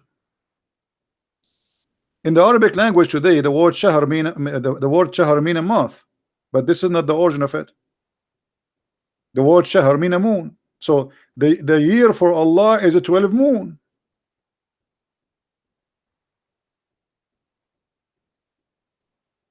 Did I show you? Those are false translations.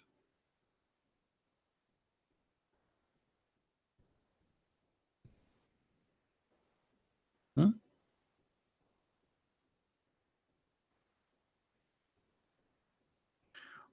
ولسليمان الريح غدوها شهر. For Sulaiman,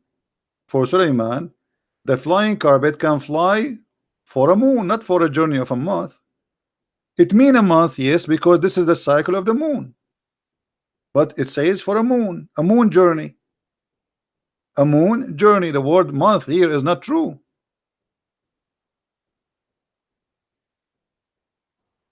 Any Abdul? No, the word shahr mean moon. Okay, hold on, let me show you. You Muslims are you live in denial, brother.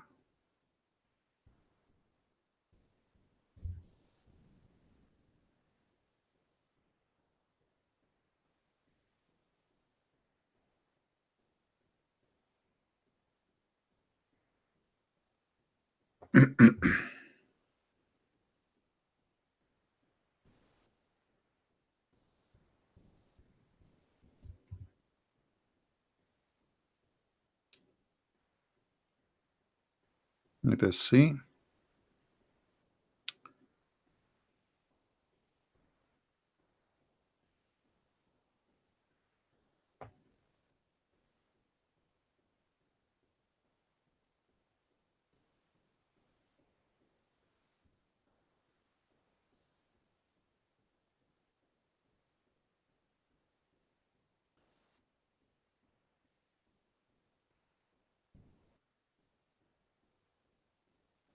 Do you see it?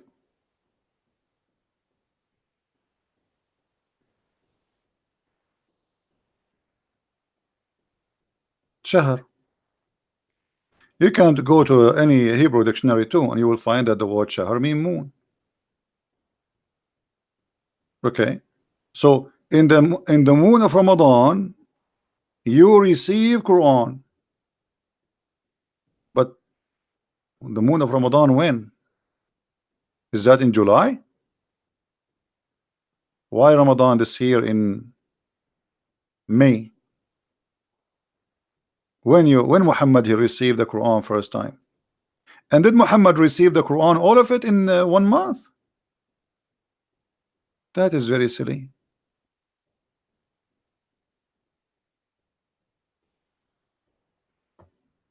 Do we have any Muslim? Any Muhammadan? No? Yeah, the word shahr mean a moon, you know.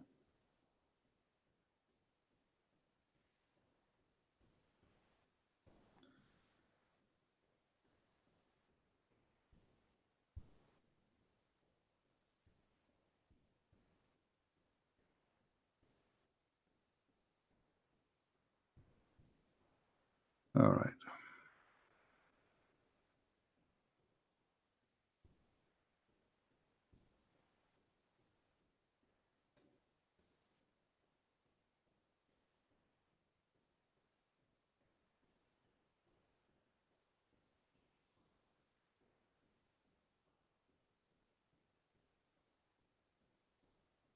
Any Abdul?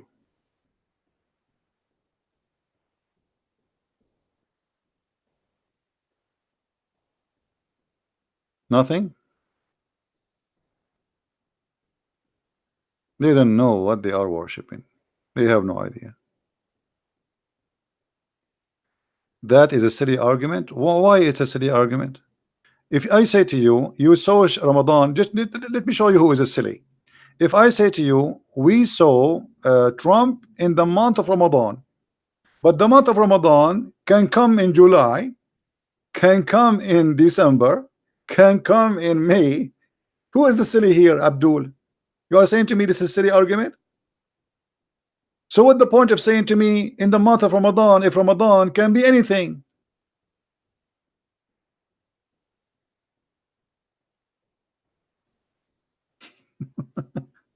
Let us see who is a silly here. Who is a silly? Why you are saying to me this is a month if this is can be all year long? Are you slow?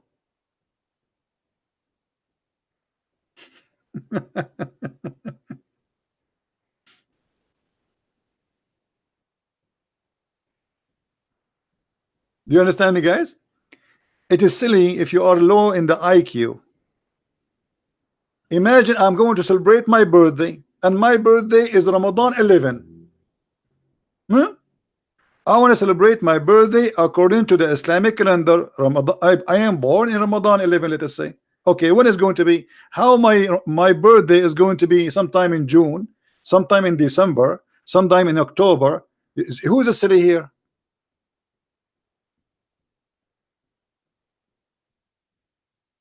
Maybe you are so slow to understand what's happening. I do not know him, my friend. I saw like a video of him, so I cannot judge a person I do not know. Sorry. And Abdul, who is a Muslim want to celebrate his birthday according to the Islamic calendar? That would be the most funny birthday. Because your birthday can happen in July, can happen in December, can happen in you know, I mean, how you what kind of calendar this calendar is?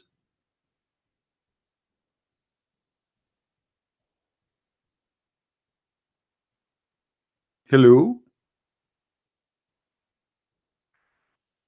What is the guy saying this is a silly argument? Is he still convinced that this is a silly argument?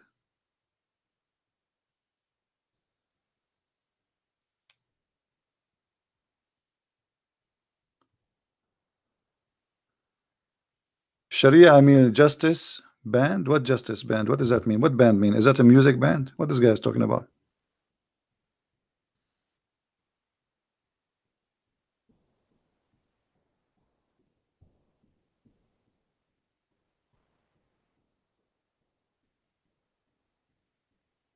Hmm?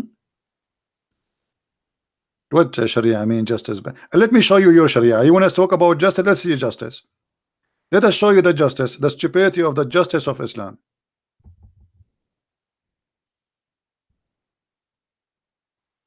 You want to see some justice? Okay. Try not to laugh. To laugh. Here we go. This is justice. In the case of murder, brother, free for the free, slave for the slave, women for the women. Okay, what does that mean? If you kill my wife, I kill your wife. Is that justice? Where is Mr. Justice? Where is the Abdul? He keep talking about justice. I kill my wife, you kill my wife, I kill your wife. Is that justice? Now we have two victims. Where is the justice? What about you kill my wife, I kill you? Why I will kill his wife? Why somebody kill your wife, you kill his wife? Where is justice? This is eye for an eye for Muhammad. This is how we understand eye for an eye.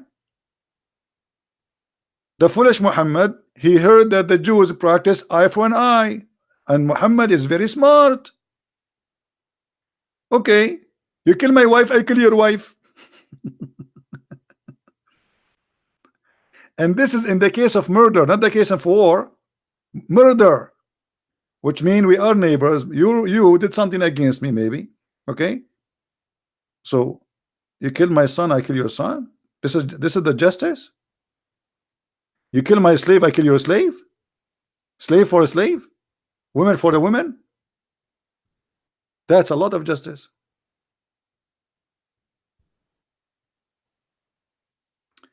Don't text me unless you are a Muslim. Otherwise, I'm going to block you.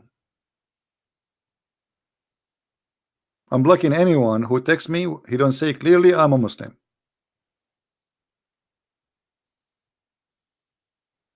And then you have to call me. You keep texting me, I will block you. Any Abdul? Where is justice?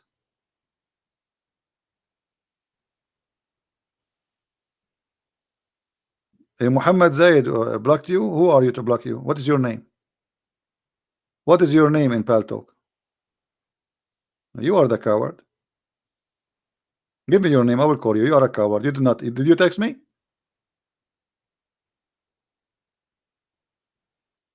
Give me your name in Paltalk. I will call you right now. I will put you in the screen. Have you ever heard of somebody in Paltalk? His name is Ali. Your ID is Ali in Paltalk. I mean, is that an ID? Are you stupid or what? Liar.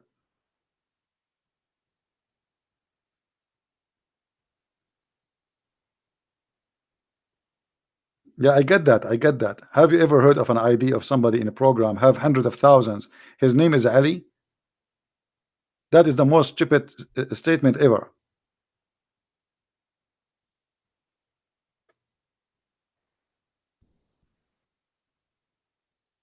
His name is Ali.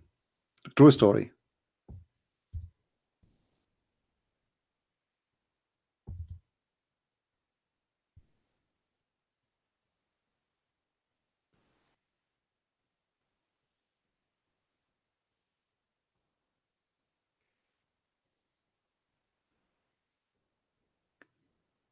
Any Abdul? His ID, wise man. Okay, this is wise man. Well, he did not say to me, I am a Muslim. He sent me a text. He says, hi.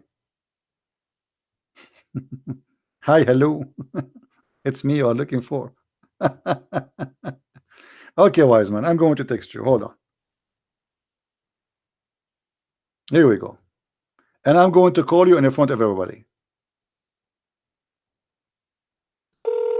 Answer.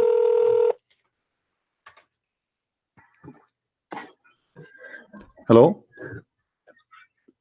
Hi, so Mark 16 is a forgery. It's deleted from most Bible versions. What is that? Mark 16. What about Mark 16? Is that in the month of Ramadan? You're quoting Mark 16. It's deleted from most Bibles. It's deleted from most Bibles. What happened? Is that verse eaten by the goat? No, it was added by the Greek scribes. No, hold on. You need to tell me what happened to this verse. Is The it pagan eaten? scribes Hold on. So No. Where Mark 16 is deleted from most of the Bible? Can you show me? Hello? Hello? yeah, it's not in the English Standard Version. Okay, this will mean that the translation is stupid like your prophet. So No, it's not in the manuscript. no, it's not deleted. Here we go. I will show everybody. Here we go. Clearly been exposed when you get an Here we go. No. This is stupid. It's not in a single manuscript You see, or you are a stupid donkey. You are a certified. Let me appeal. You are a certified donkey. You are a certified donkey. Now I'm asking you. David Woods has I'm said this asking is a you. forgery. I'm asking you. I answered you. And I showed you that the verses in front of us, the Holy. Shut up. I answered you. You are a liar. Secondly, can you show me? Can you show me the book of Mark in the Quran? All the book of Mark. Mark 16. It's not in. Can you show me the book of Mark in the Quran? Why the Prophet of Islam did not mention the book of Mark? What do you think?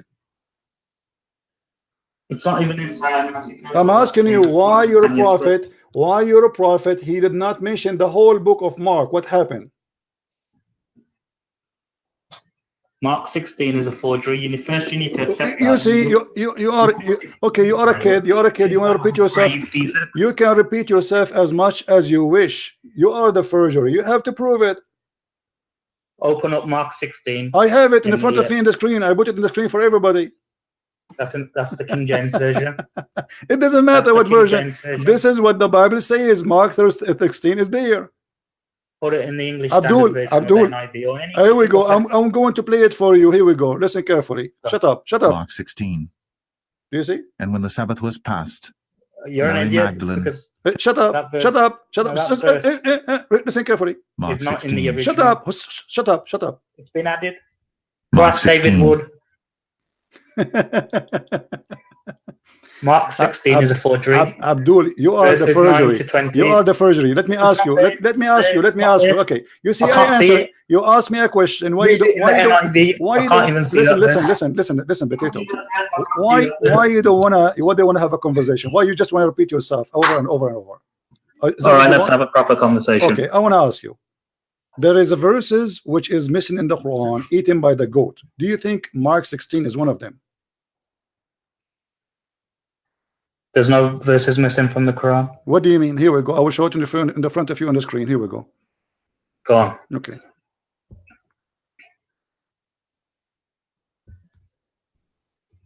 All right. And anyone can check Hold on. Mark 16. Don't Look okay, at the anyone. footnote Yeah, in it's the in front of NIV. me. The verses are not there. I changed the translation. It's there. You are a liar. Everybody can go. And now, not there. here we go. Here we go. Here we go. Read the footnote. Is you said there's nothing missing in the Quran. Read with me carefully. The hate in front of you on the screen.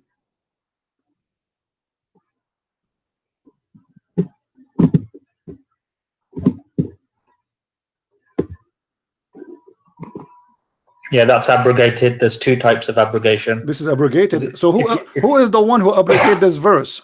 Who is the one who abrogated this verse? The goat or Allah? That hadith doesn't have a strong chain of narration. No, this is Sahih.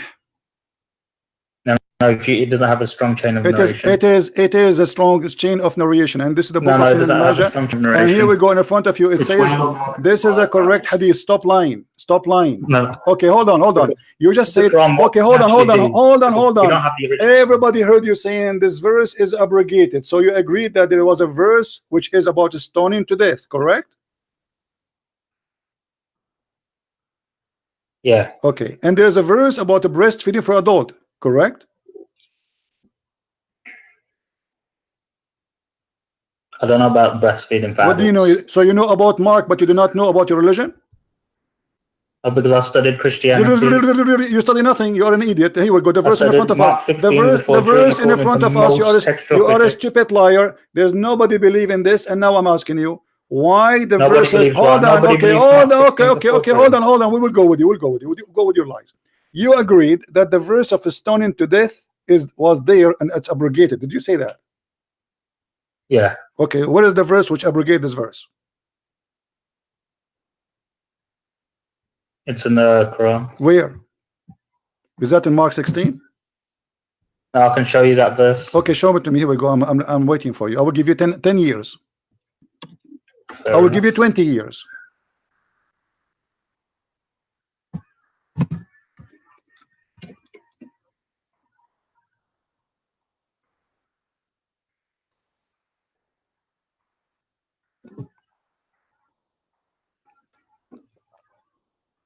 If there is any Muslim in the chat, you want to help this Muslim brother, please help him.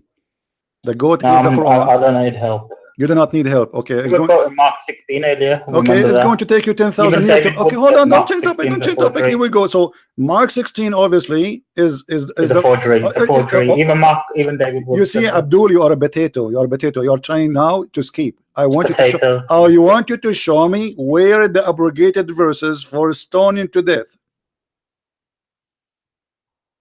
I can give you a general ruling. What do you ruling? No, you said to me in the Quran a second ago. Everybody heard you saying. I said to you, Yeah. where is the abrogated verse for this verse? You said to me in the Quran. I want you to show it to me. Yeah, chapter 2, Chapter 2, verses 106 to 107. 206, 207.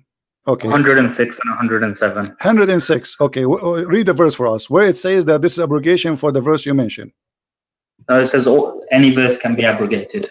This is not the. You see, don't be stupid, idiot. That means the whole Quran can be abrogated. I mean, you are a stupid. Are you an idiot or what? Where is the verse? You said to me the abrogation for that verse is exist in the Quran. Where is the says verse? what? No, where is the verse abrogate that verse? Because in order to abrogate a verse, you have to replace it with a verse. Verse about it. Where is the verse? Abrogate stoning to death. That's the verse. It's a general ruling. That's stupid of you. Secondly, I want you to show me one Muslim in the world agree that the verse of stoning to death is abrogated. Otherwise, you have to admit that you are a certified donkey. I think you've lost the plot. No, I'm asking you, I am challenging you to show me one Muslim in the whole world believe that the verse of stoning to death is abrogated. Which means it's not to follow. So. Huh? Every Muslim believes that. No, you practice it. Do you practice stoning to death or not? No, maybe I don't practice stoning to death. No. What? I don't practice stoning. Because no. you're a potato. I'm asking you, do Islam practice until now stoning to death according to Islam? Yes or no?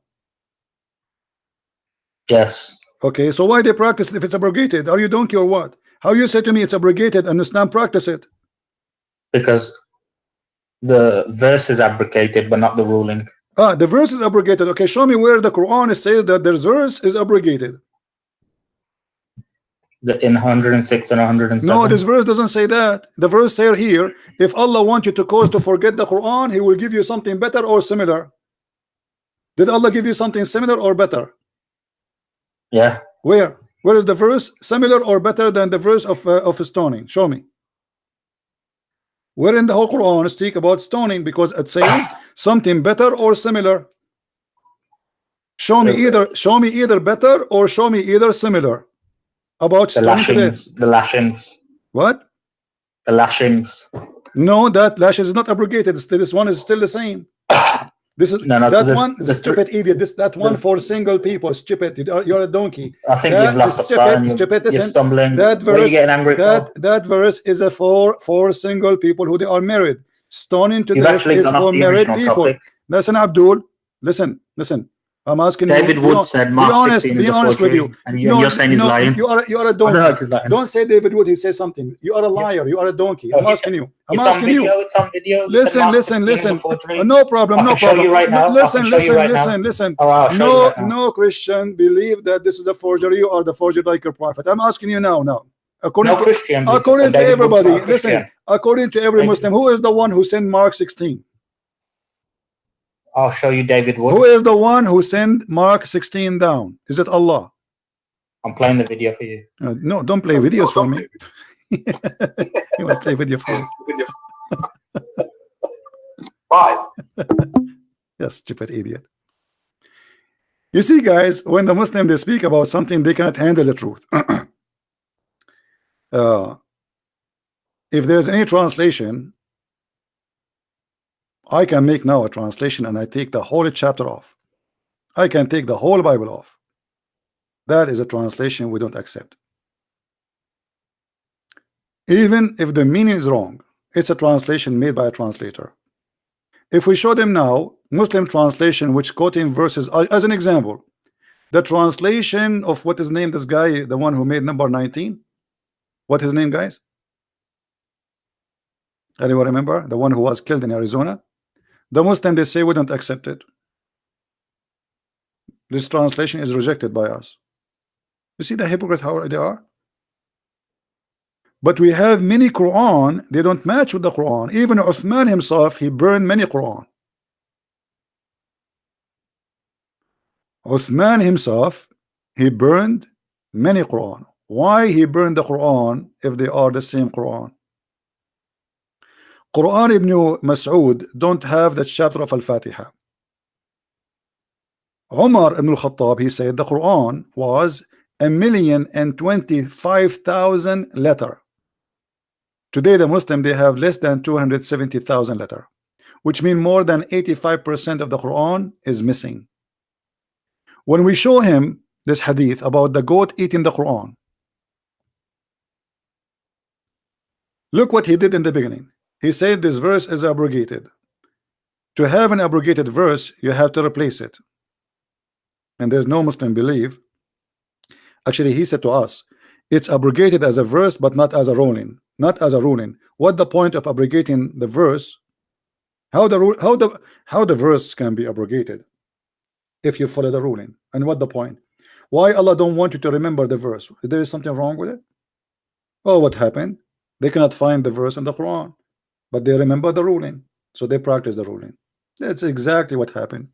And here it says breastfeeding for adult. Where is the verse for breastfeeding for adult? Aisha, she explained what happened to the Quran. The goat ate it. The goat ate it. As simple as that.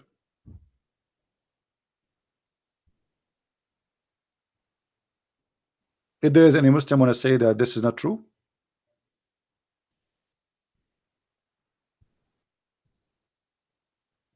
anyone?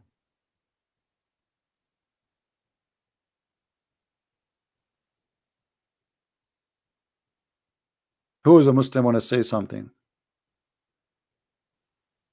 There is an Imam, his name is Suyuti. Let us see how many verses missing according to As-Suyuti.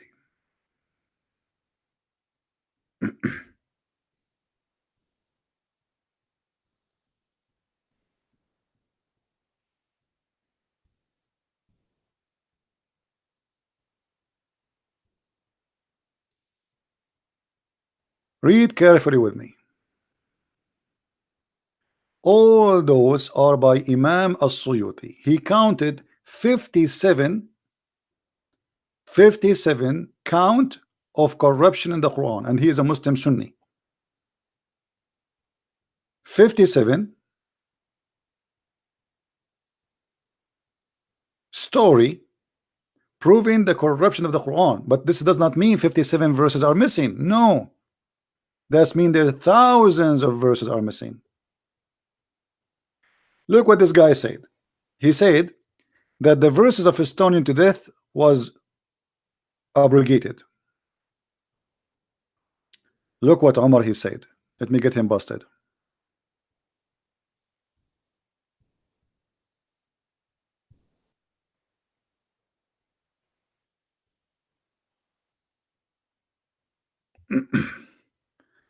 I hope he is listening and he will laugh at himself.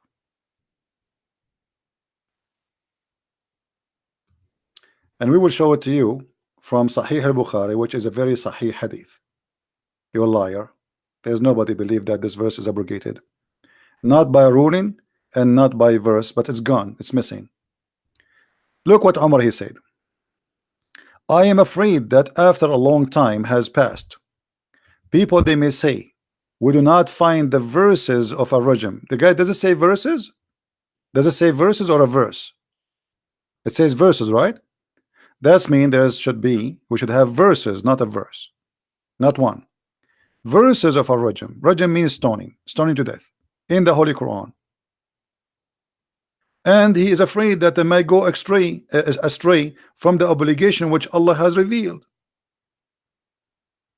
Okay, if it is abrogated, why Umar he believe that he's afraid? And Allah abrogated. Is Umar correcting Allah? Is Allah stupid? Who is the one who will abrogate the Quran? It's Allah. Okay, if it's abrogated, then Umar, this is after the death of Muhammad. That's it. There's no change will happen. Muhammad is dead. No addition will come to the Quran. And yet Umar is afraid that people will not practice the death. Why? Because they cannot find the verses, not because it's abrogated, you liar.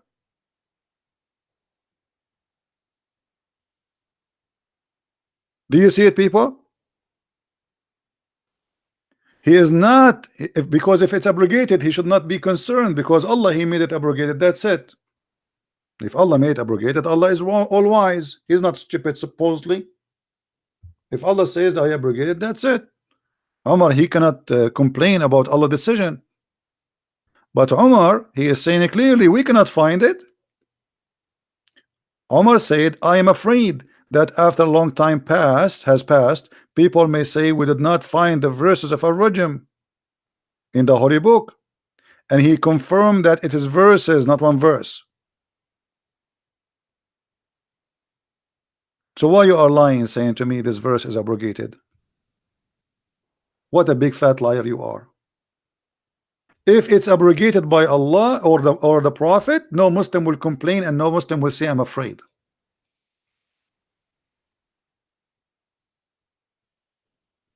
Hmm?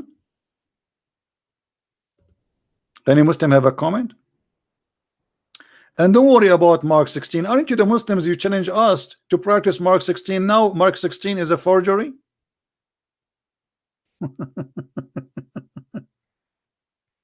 And you know what? Let us go with you. Let us say you are now excited. You found that Mark 16, according to you, is a forgery, but that will not change anything. Still, Mark, the whole book of Mark, saying that Jesus is God. So, what the difference will make for you? Still, Mark proving Muhammad to be a false prophet.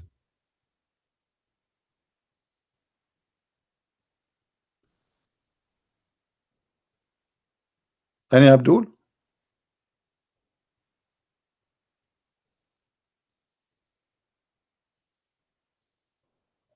Who is Abdul? And he said to us, a new life version does not have the Mark 16, correct? I never heard of this translation before, but here we go. This is Mark 16 in a new live version. Do you see it? You said it's not exist. This is a new live version. And by the way, this is just a translation. There's many translators. So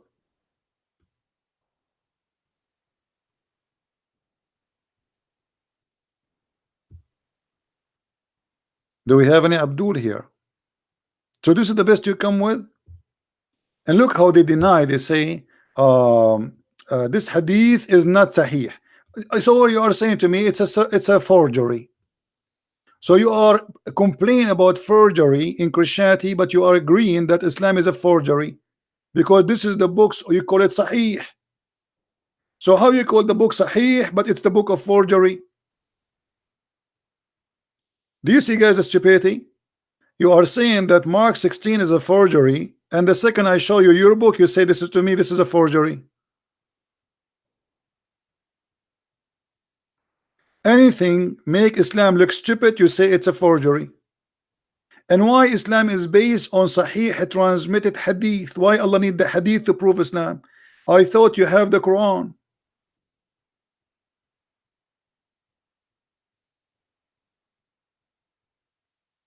Why you need the hadith? Even your prophet, he said, don't write hadith. This to show you how stupid Islam is.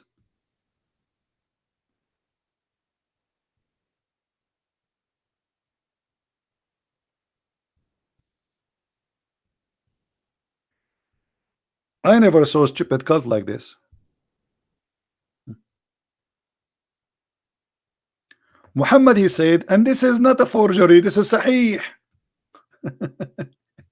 I mean, guys, look at this madness. Muhammad said, don't write down anything from me, and he who took down anything from me except the Quran, he should erase it. Does it say that? People, does it say that? So why you Muslims, you have Sahih al-Bukhari, and why even this hadith is written? This hadith in of itself is against Allah Prophet. Imagine I say to you, don't make coffee, and you say to me that he just said to you, don't write hadith. You write that? Muhammad, he just said, don't write what I say, only write Quran. And you write the Prophet, he said, don't write what I say.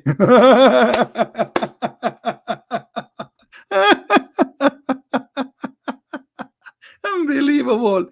The religion of the most low IQ ever. Your prophet just told you, don't write the hadith. You are writing the hadith, saying the prophet says, don't write the hadith. What's wrong with you? He just said to you, don't write that. You write it down.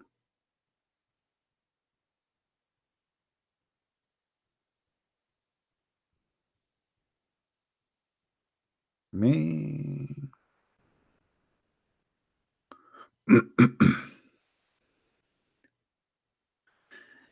Can you share good proof that the moon was okay? Let me you're asking me to find more reference. Okay, give me a second. Hold on. This guy is asking me to show that the word shahar mean moon.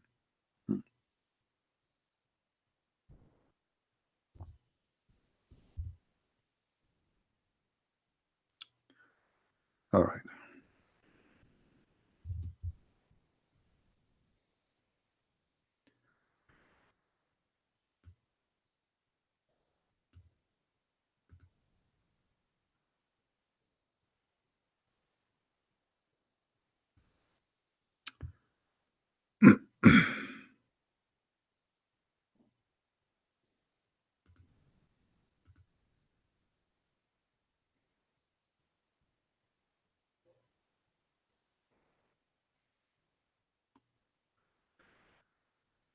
All right.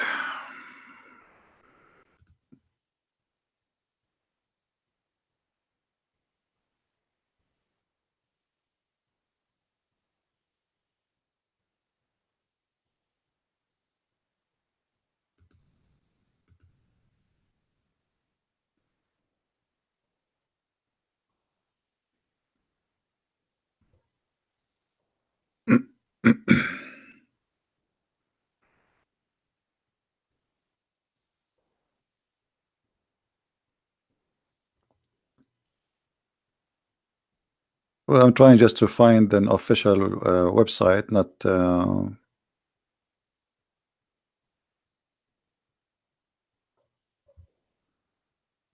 just a website.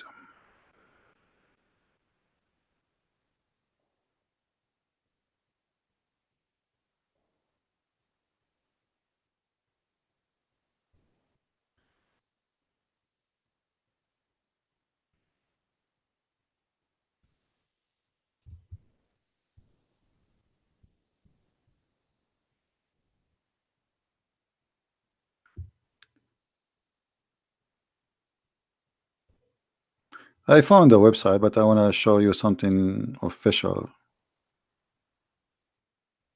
not just anything.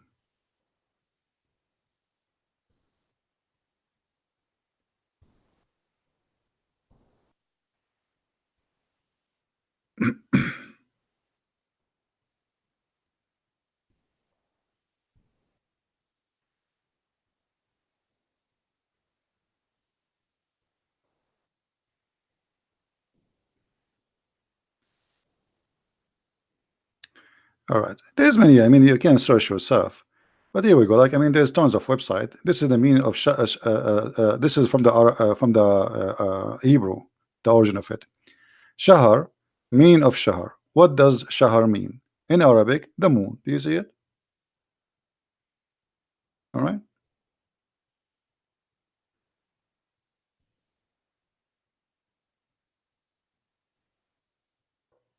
Do you see it? So you can search. I mean, this is basic knowledge. It's not like something really a big deal. But most of people do not know. But you know, most of people, they are ignorant. They don't want to earn knowledge. Yeah. So Shahr is the moon. Never was a month. But by time, because the moon practice became Islam, Islam is trying to copy the Jews. You know, the Jews, they use the moon for their calendar too. So Muhammad is copying the Jews. He copied the Jews, and by doing that, he copied whatever the Jews they have. And the word Shahr is the moon. So the Quran says, "Whoever of you witness the moon of Ramadan, not the month of Ramadan." How you can witness a moon? How you can witness a month? Let us go back. To witness a moon, eyesight the moon, not only witness actually.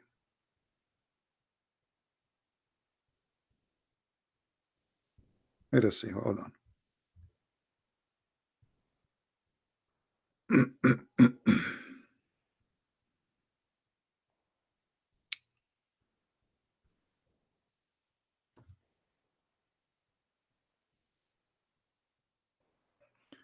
Sometimes you might be confused because the Muslim translation is kind of confusing. Okay, do you see here what it says even in the Muslim translation?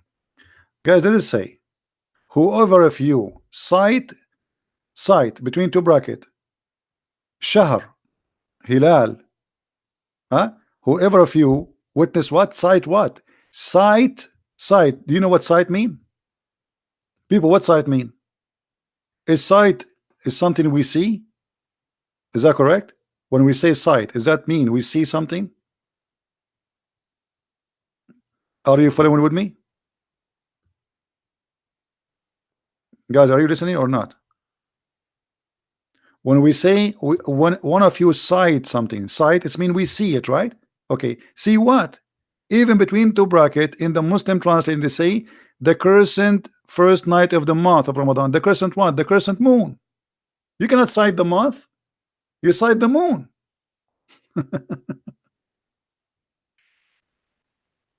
Trust me, I never say something to you is not true. I will never. You see, if I don't know, I will not open my mouth. Like, because a foolish man is somebody speak about something you do not know. If I say something, I stand by it. All right. So shahr never was a word mean month. And look here how the false translation exposes itself. How here you say the month of Ramadan, and here you say sight the crescent moon, but it's the same word. Here we go. This is the word. This is shahr, and this is shahr. So why here you put it between two brackets, the crescent moon?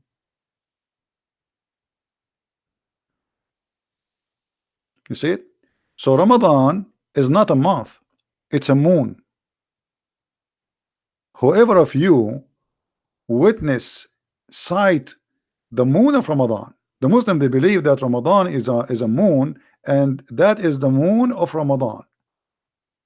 So when you sight the moon of Ramadan, which is the crescent moon, and here you need to ask yourself, why the crescent moon? Why it have to be the crescent moon? What about seeing the moon? Any Muslim knows?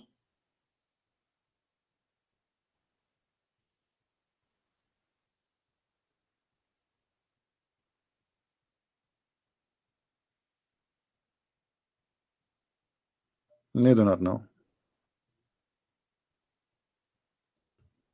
You see, in the old religion, the sun and the moon, they are gods. Both of them, they are gods. The sun married from the moon god. The sun god married from the moon god, and they have 3 daughters.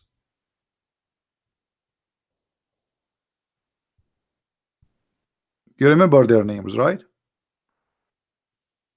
Allat and Al-Uzza and Manat. Chapter 53, verse number 19 and 20. Al-Lat, and we explained to you before, the word Al does not mean the, in this case it's mean God. Al in the old Aramaic and Hebrew, it is a word mean God. So you put al before. Now the word al in the new Hebrew transformed to be el. So instead of al in the Hebrew today, we have el, Emmanuel, Elohim. Okay, el. So al, the same word al became el. So in the old Hebrew, it was Israel, not Israel. It was Mikael, not Mikael. All right. Now, al is an Aramaic word which is God. Have nothing to do with any God. Any God. You put it in the front of anything, you make it God. So, al-Lat, God Lat. Al-Uzza, God Uzza. Makes sense, right? Those are goddess, female. They are the daughters of Allah. Once I heard somebody asking the funny James White, they ask him, do Muslims worship the moon god? He says no, because the Quran says don't worship the moon. That's stupid. Because the Muslims, you know, the moon god worship is not worshiping the moon, is worshiping the moon god, which is the God who in control of this moon. What people they see, this is why we see here in the other verses say the crescent moon. What the crescent moon? The crescent moon present another God which is known in the Quran and even known in the Bible. Anyone remember what the name? Let us see how many of you will remember. The God which is God of fertility. What his name?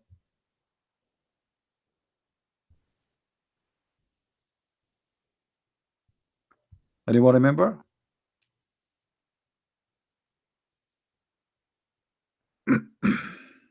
Baal. Thank you. Baal is just another name for the moon god. Chapter 37, verse number 125, it says, are you will call upon Baal, and you forsake the best of the Creator. The stupid Muhammad do not know that Baal is just another name for other nation for the same God, the god of fertility. So the crescent moon, supposedly, that when the moon god Baal, he show his horn because he is the male and now he's having sex. This is why the Arab, when they have the crescent moon, they start all their activities, which is about like, let us have sex, because now the god of fertility, he will make the women have a child. If you go in the black stone, you will see that the black stone made in the shape of a vagina. Why it was made in the shape of a vagina? Why it's not made in shape of something else? Let us go to the black stone. Hold on.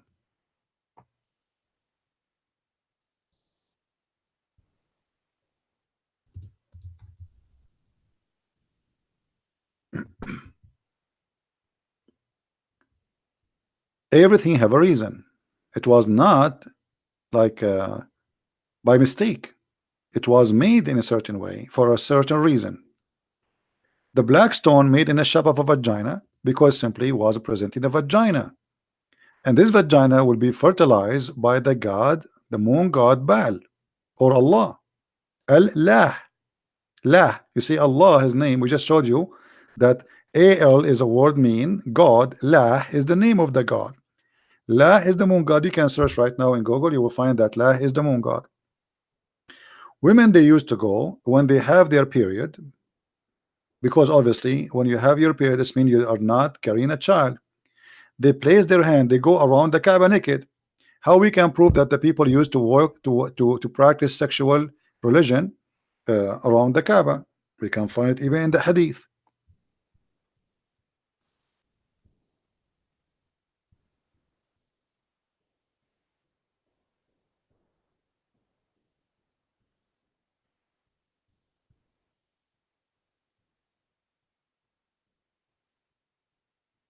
Let us see.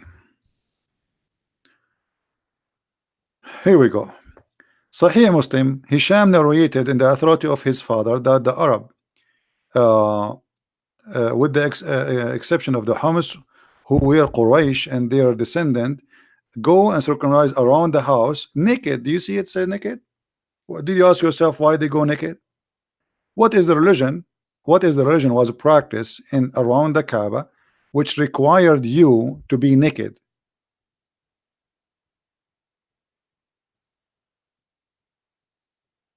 Because this is a sexual Kaaba. The moon god Baal, the fertilized god, he is going to fertilize your vagina. So they made a black stone in the shape of a vagina. And then the women, and by the way, everything I'm saying to you is coming from Islamic books. You remember we showed you this is coming. Why the black stone became black? Because of the blood of the women period. Women, they place their hand in their vagina, and then they put their hand inside the black stone, and then the man after that, he come and he wrap his penis inside the black stone, praying to Allah to make the women carry their seeds. This is the black stone. It is totally a vagina.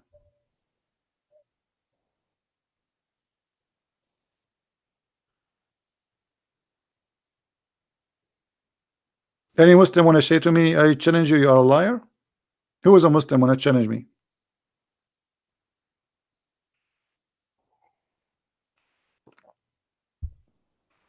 What was the religion practice around the black stone, around the Kaaba, where it's required to take off your clothes naked? Women.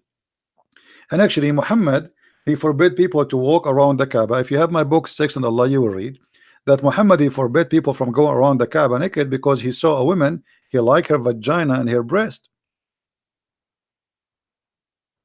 Ask the Muslims, when the last time people they used to go naked around the Kaaba? They say to you in the last year of Islam. Okay, hold on.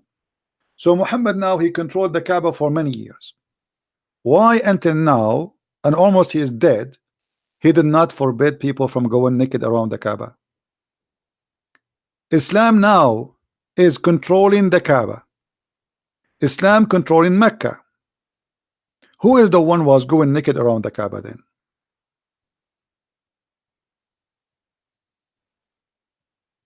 And why Muhammad did not forbid it? Allah have time to tell us don't eat pork. Where is the verse in the Quran that says don't go around the Kaaba naked? Why Allah don't mention that? You know what I mean, guys? Isn't it this is very important for Allah to mention? If Allah is a true God and the Quran is from Allah, which one is important to say to us in the Quran? You can eat at home, like we see in chapter 24, verse number 61, which is extremely stupid, or to say don't go naked around the Kaaba. So Allah have time to tell us there's no sin on you to eat alone. You can eat in your father home, you can eat in your mother home, but He don't have one verse saying to Muhammad, hey Muhammad, tell those people to stop doing that. They are going around my house totally naked. Why Muhammad never received any statement from his God saying don't ever do that? There's no restriction on blind, no restriction on lame, no restriction on the sick, nor on yourself. If you eat in your houses, look at the wisdom. That is hilarious. That's God. The one is talking here is God.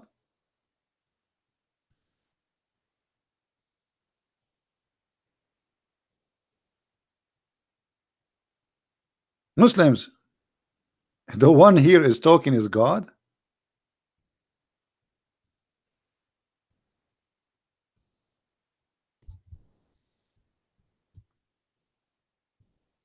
What is that? And he have no time to say to Muhammad, don't let people go around the Kaaba naked. This is God.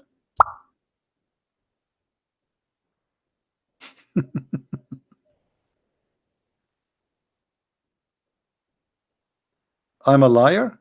Haji, are you there? Haji, who is a liar? Haji, Haji, what do you say? Why the people used to go around the Kaaba naked, Mr. Haji? Who is a Muslim will tell us what was the religion practice around the Kaaba by the Arab? Require them to take off their clothes totally naked. What is that religion? Nakedness always involves sexuality. When we say naked, we mean naked, literally naked, nude. You see, guys, it says here clearly, even in the Muslim translation, in the state of nudity. Do you see that?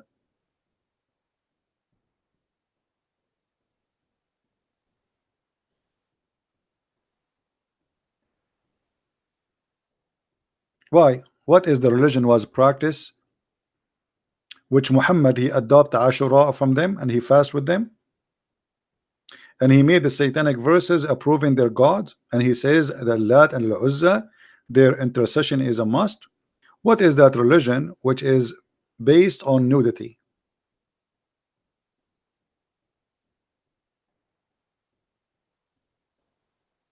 Anyone knows?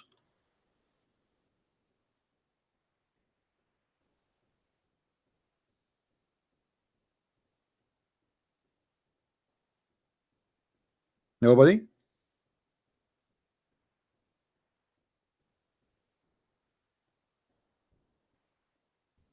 Hmm? What is this religion? Why people want to go naked? What's happening here? What exactly the practice? By the way, the naked here are not only men and women. Party. Man, if Muhammad he keep doing that, the Hajj will be very, very popular. You see, you have nude beach in the year 2019 in Europe. They have it before you, the Arab, long time ago.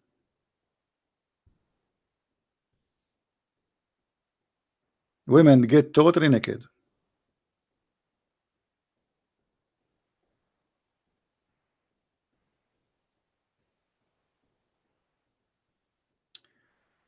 Ashura is the same day as Yom of Kippur, 10th of Tishri. Muhammad took it from the Jewish. Actually, there's a hadith that says that Muhammad he saw people fasting in the day of Ashura. And he saw the Jews, and he said to the Jews, what is this? What is this? He said, this is the day where Moses he crossed the sea. We fasted. Muhammad, he says, we are more close to Moses from you, and he start practicing Ashura. For the one is talking about Ashura.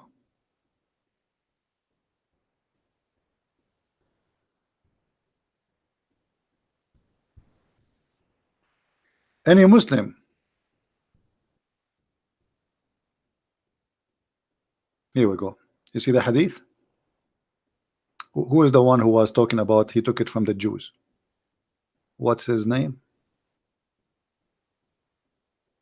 Whatever your name is. You see, when we ask the Muslims, we ask them to challenge their knowledge. They do not know. But here you notice the Muslims how much they are confused. Aisha, she is saying that Ashura was a day of the pagan. Different hadith says that Muhammad he took it from the Jews. And look what happened. When the Prophet arrived to Medina, which is Yathrib, the city of the Jews were observing the fast of Ashura. Do you see it? The 10th of Muharram. And they said, this is the day when Moses become victorious over the Pharaoh. On that, the Prophet said to this companion, you Muslims have more right to celebrate Moses' victory.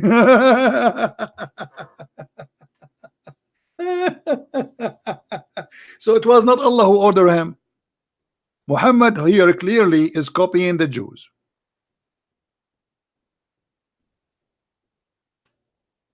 Yeah, but Matt, you know, when we discuss with Muslims, you see, when you discuss with Muslims, you cannot put all your papers out. You freak them out.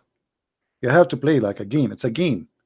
Muslims they are not honest. First of all, they play games. So if you say to them this hadith now, you know, you kill the game. If you say it from the beginning, it's like playing cards with the Muslims. Don't show all your cards. Let them say, let them defend, and the more they defend, the more they are in trouble. So if you think I do not know about it, this is my book actually. If you read my books, so Muhammad obviously he's a copy. He's copying the pagan. He's copying the Jews. Okay, so now he saw the Jews fasting that day, and he take it. What if this day is wrong? Right? What if the Jews are liars? What if this is the wrong date? And then how Muhammad he said later, if you fast this day, is going to erase your sin for a year.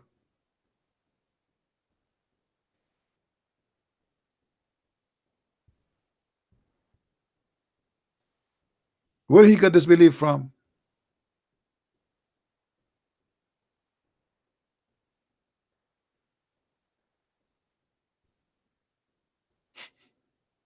This guy is just fabricating religion. He's just making things up. He's not a prophet. He saw the Jews have been fasting, the Christian have fasting, everybody have fasting. He don't have fasting. Now we have to have fasting. We are making a new religion now, supposedly. So we copy them. As simple as that. Let me show you another hadith which is very funny.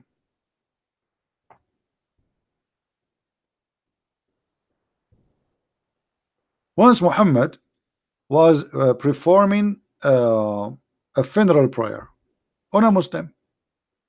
The Messenger of Allah, SAW, this is like a Mercedes Benz, you know, in that time, used to stand up for a funeral, entered the corpse, was placed in the grave. Okay. A learned Jew, when we say a learned Jew, what does that mean? A rabbi. A learned Jew passed by him and he said, this is how we do it. What he said? This is how we do it. What he said? This is how we do it. The second the Jew he said, this is how we do it. Look what Muhammad did. He said, sit down, sit down, sit down, sit down, act differently. Like what the heck? All what the Jew said to him, this is how we do it. How Muhammad he changed the prayer which are given to him by Allah in a second.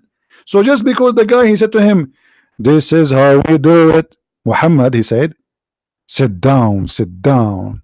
Sit down, sit down, act differently. That fast. If Muhammad is a prophet of God, and this is he was praying wrongly. So now we change the way we pray just to act differently.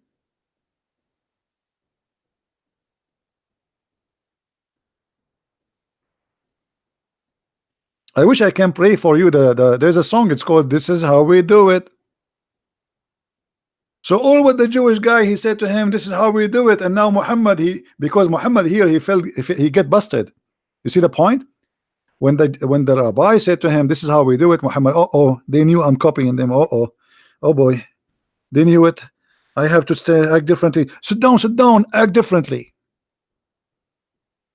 He got busted.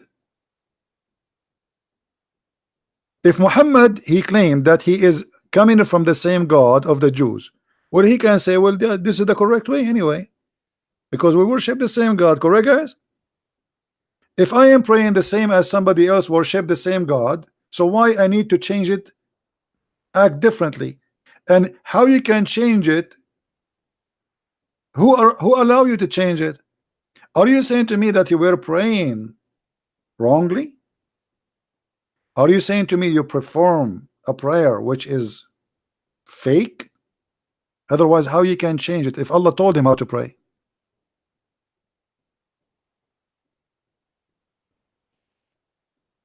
You know what I mean, guys?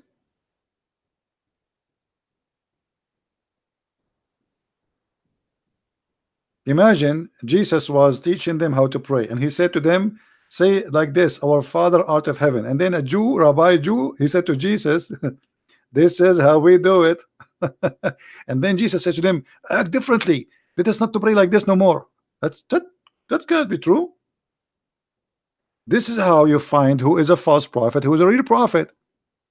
If Muhammad is a real prophet, he should be sure that, okay, this is the right way to pray anyway. You do it differently or not, it doesn't matter.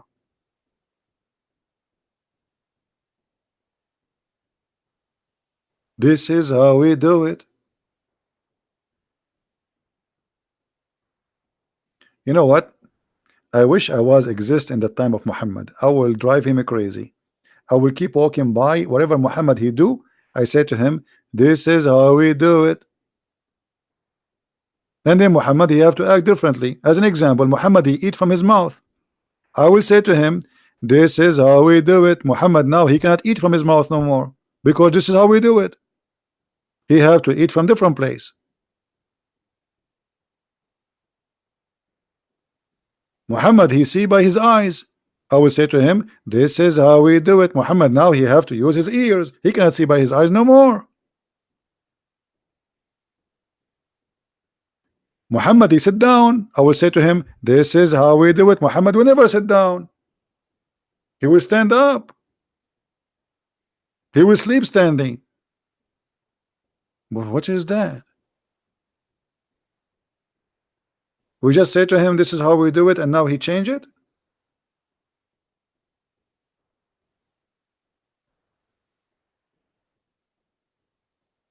Do we have any Muslim have a comment why we have to act differently? But you know, we have to admit, you know, the prophet he brought a lot of knowledge to mankind which nobody knows. No Jews, no Christians, no Hindus, no Buddhas. And actually it's involved a lot of science.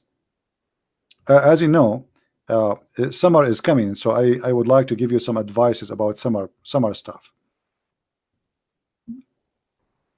This is an advice from the prophet, not from me.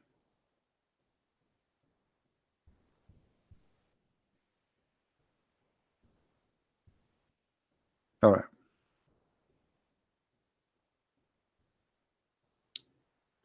What if you are eating and a fly fell in your soup? What you do? Summer is coming, and insects are going to be going crazy. You are eating a soup, expensive soup. A fly fell down in your soup. Zip, zip, zip. Up.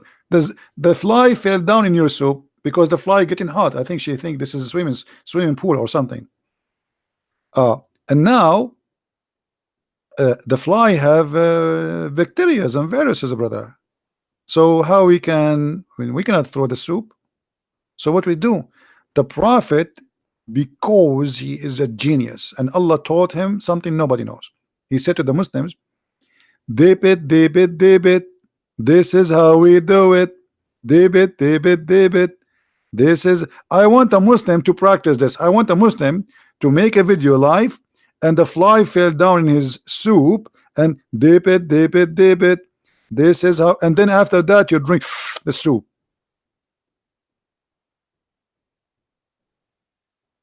One wing have a disease and the other wing have a cure?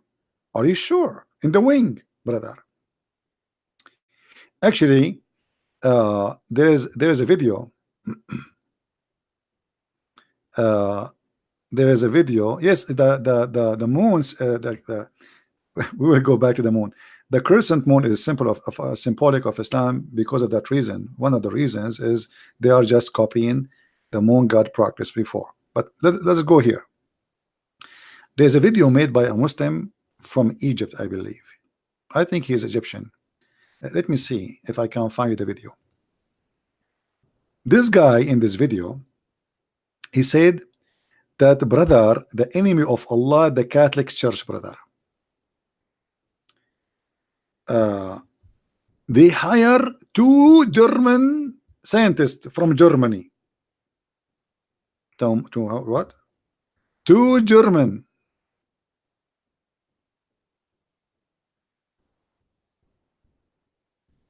And they told them, we want you, the Catholic Church, they hired those two, and they told them, we want you to study this hadith, so you expose Muhammad, the Catholic, they want to expose Muhammad.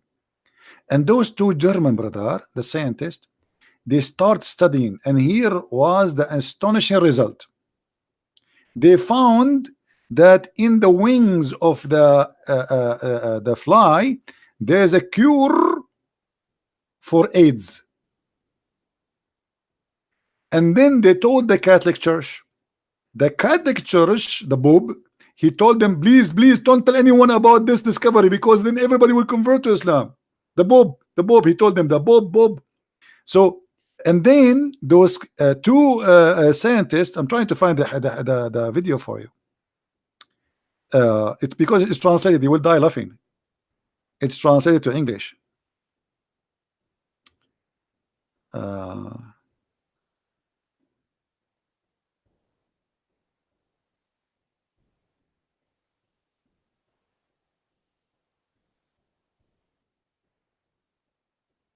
Let us see. Anyway, like after they discovered that, those 2 scientists, they sold the secret to a company. It's called Bayer in Germany, and they made medicine for AIDS from it, and they sell every bill for $500, brother. From the wings of the brother, the fly, the right wing. I don't know if you guys can search for it. I'm trying. It should be there. It's in the memory. You know this project called Memory TV. I'm trying to find it. It's very funny, hilarious.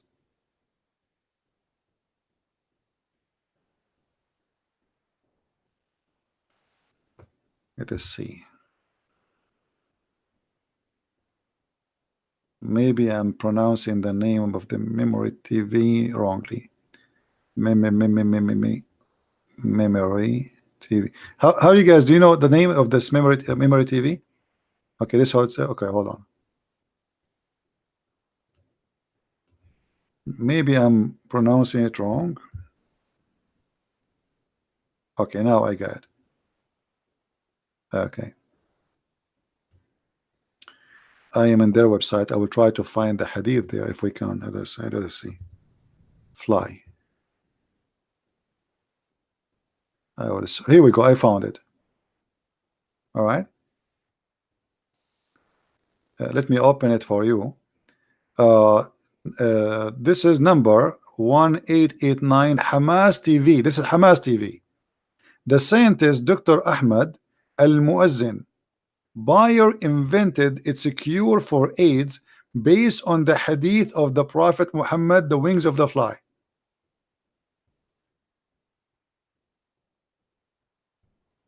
Brother. Anyway, I'm going to delete my videos anyway. I mean, but anyway, this is the link, guys. You can watch it there. No need for me to play it. All right.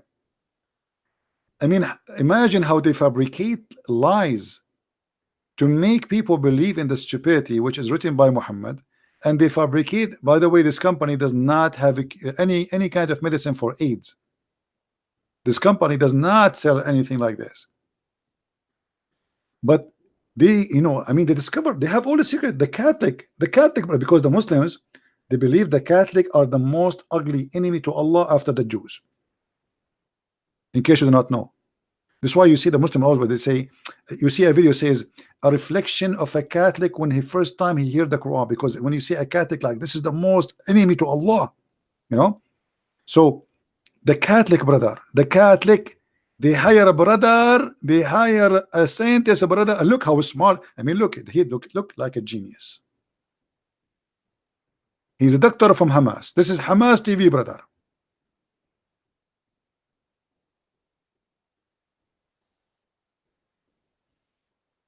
And this is the title. You can watch it later. Hamas TV, scientist, doctor. This is a scientist, by the way. This is doctor. This is a doctor. This is a doctor. There's other video, by the way. I made a video about him, and he reported me to YouTube. Copyright and privacy claim. He was speaking why we should not eat swine. Anyone remember the video? Why we should not eat pigs? Who remember? Let me see if I can find the other video. Anyway, this guy, he made the video why we should not eat pigs, and he come with the he's trying to prove to us that we should not eat pigs. Why? He said because if you eat a pig, you are eating a Jew, because Allah, he cursed them, he made them pigs. And he wanted to prove to us that pigs are dirty. He says they are the only animals they have sex with their mother. Let's see if I can find you why we cannot eat swine.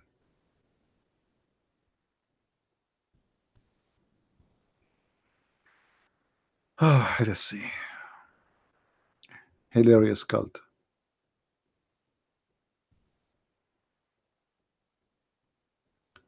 When stupidity become a religion, what you can do? I don't know. You need to find it. You see, I'm not finding things easy today. It's not my lucky day. I'm not finding videos easy. I'm searching, but I cannot find it. Hey, by the way, guys, don't forget, if you speak Spanish, tell your friend about our new book in Spanish. This is a translation for the Deception of Allah.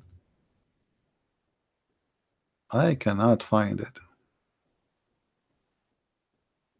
Anyway, maybe you can search for like why we cannot eat a swine.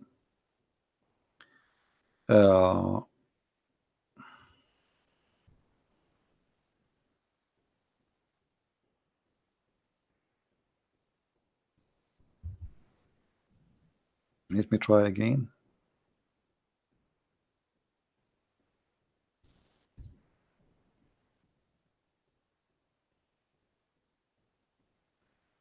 No, I'm not being lucky.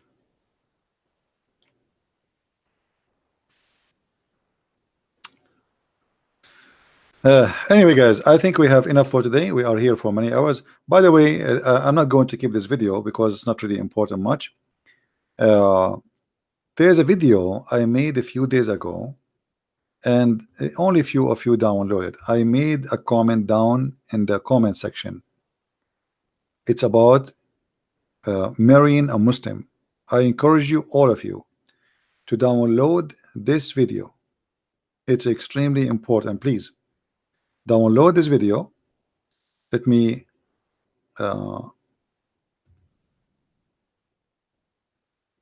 I have somebody coming to my door. Wrong timing. Hold on. Yeah, so download it, because let me pause it for you.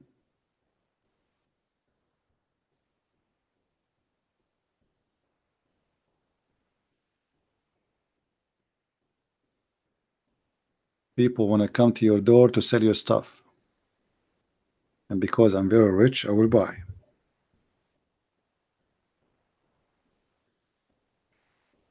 All right, this is the video.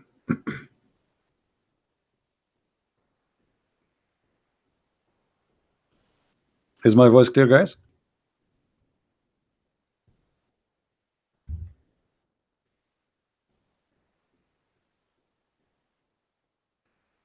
Yeah, so please download this video because it's very important, and I found only maybe one or two of you download the video already.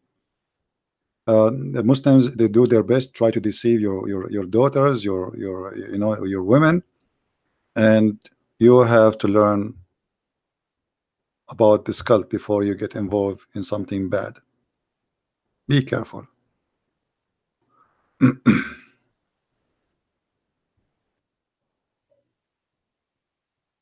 Why I'm taking my videos off? If I don't take them off, YouTube take them off. I am targeted by YouTube day and night. So if you want my YouTube, you need to download them immediately. Otherwise, I have no choice but to take them. The Sharia YouTube, the Sharia department of YouTube, they always target my channel. So I don't keep my videos. All right. So you need to support me by downloading my videos. Anything I do, anything I say, they don't agree with me. Otherwise, I should have like now thousands of videos on my channel, which will bring a lot of people to subscribe to, right? Why you want to make a video and take it off? But we have no choice. Those liberals, they are siding with the Sharia law cult. Oh yeah, the Muslim, they sponsor the YouTube sponsor Muslims. Go and see how many videos against me, hate, calling names. Even the other day, there's a guy, he asking the Muslims to go and report David Wood, and he said word by word, this is how you can harm him. It's a hate teaching crime. Actually, David Wood, he should report him to the police. He said it clearly, this is how you can harm him, and his video is there. Right?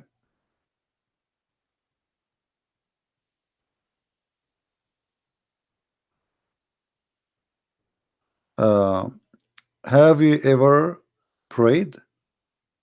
Muhammad, do you think if I prayed, I will tell you? Isn't it Jesus says when you pray, go to your closet? Only hypocrite people, they speak about themselves praying. I pray and I fast. And why you need to talk about that? This is something private between me and my Lord. Hypocrite people, they like to publish because they are hypocrites.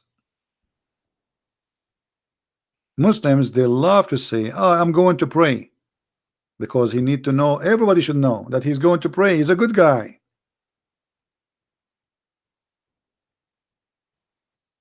Right? We don't do that. I pray, I don't pray, none of your business.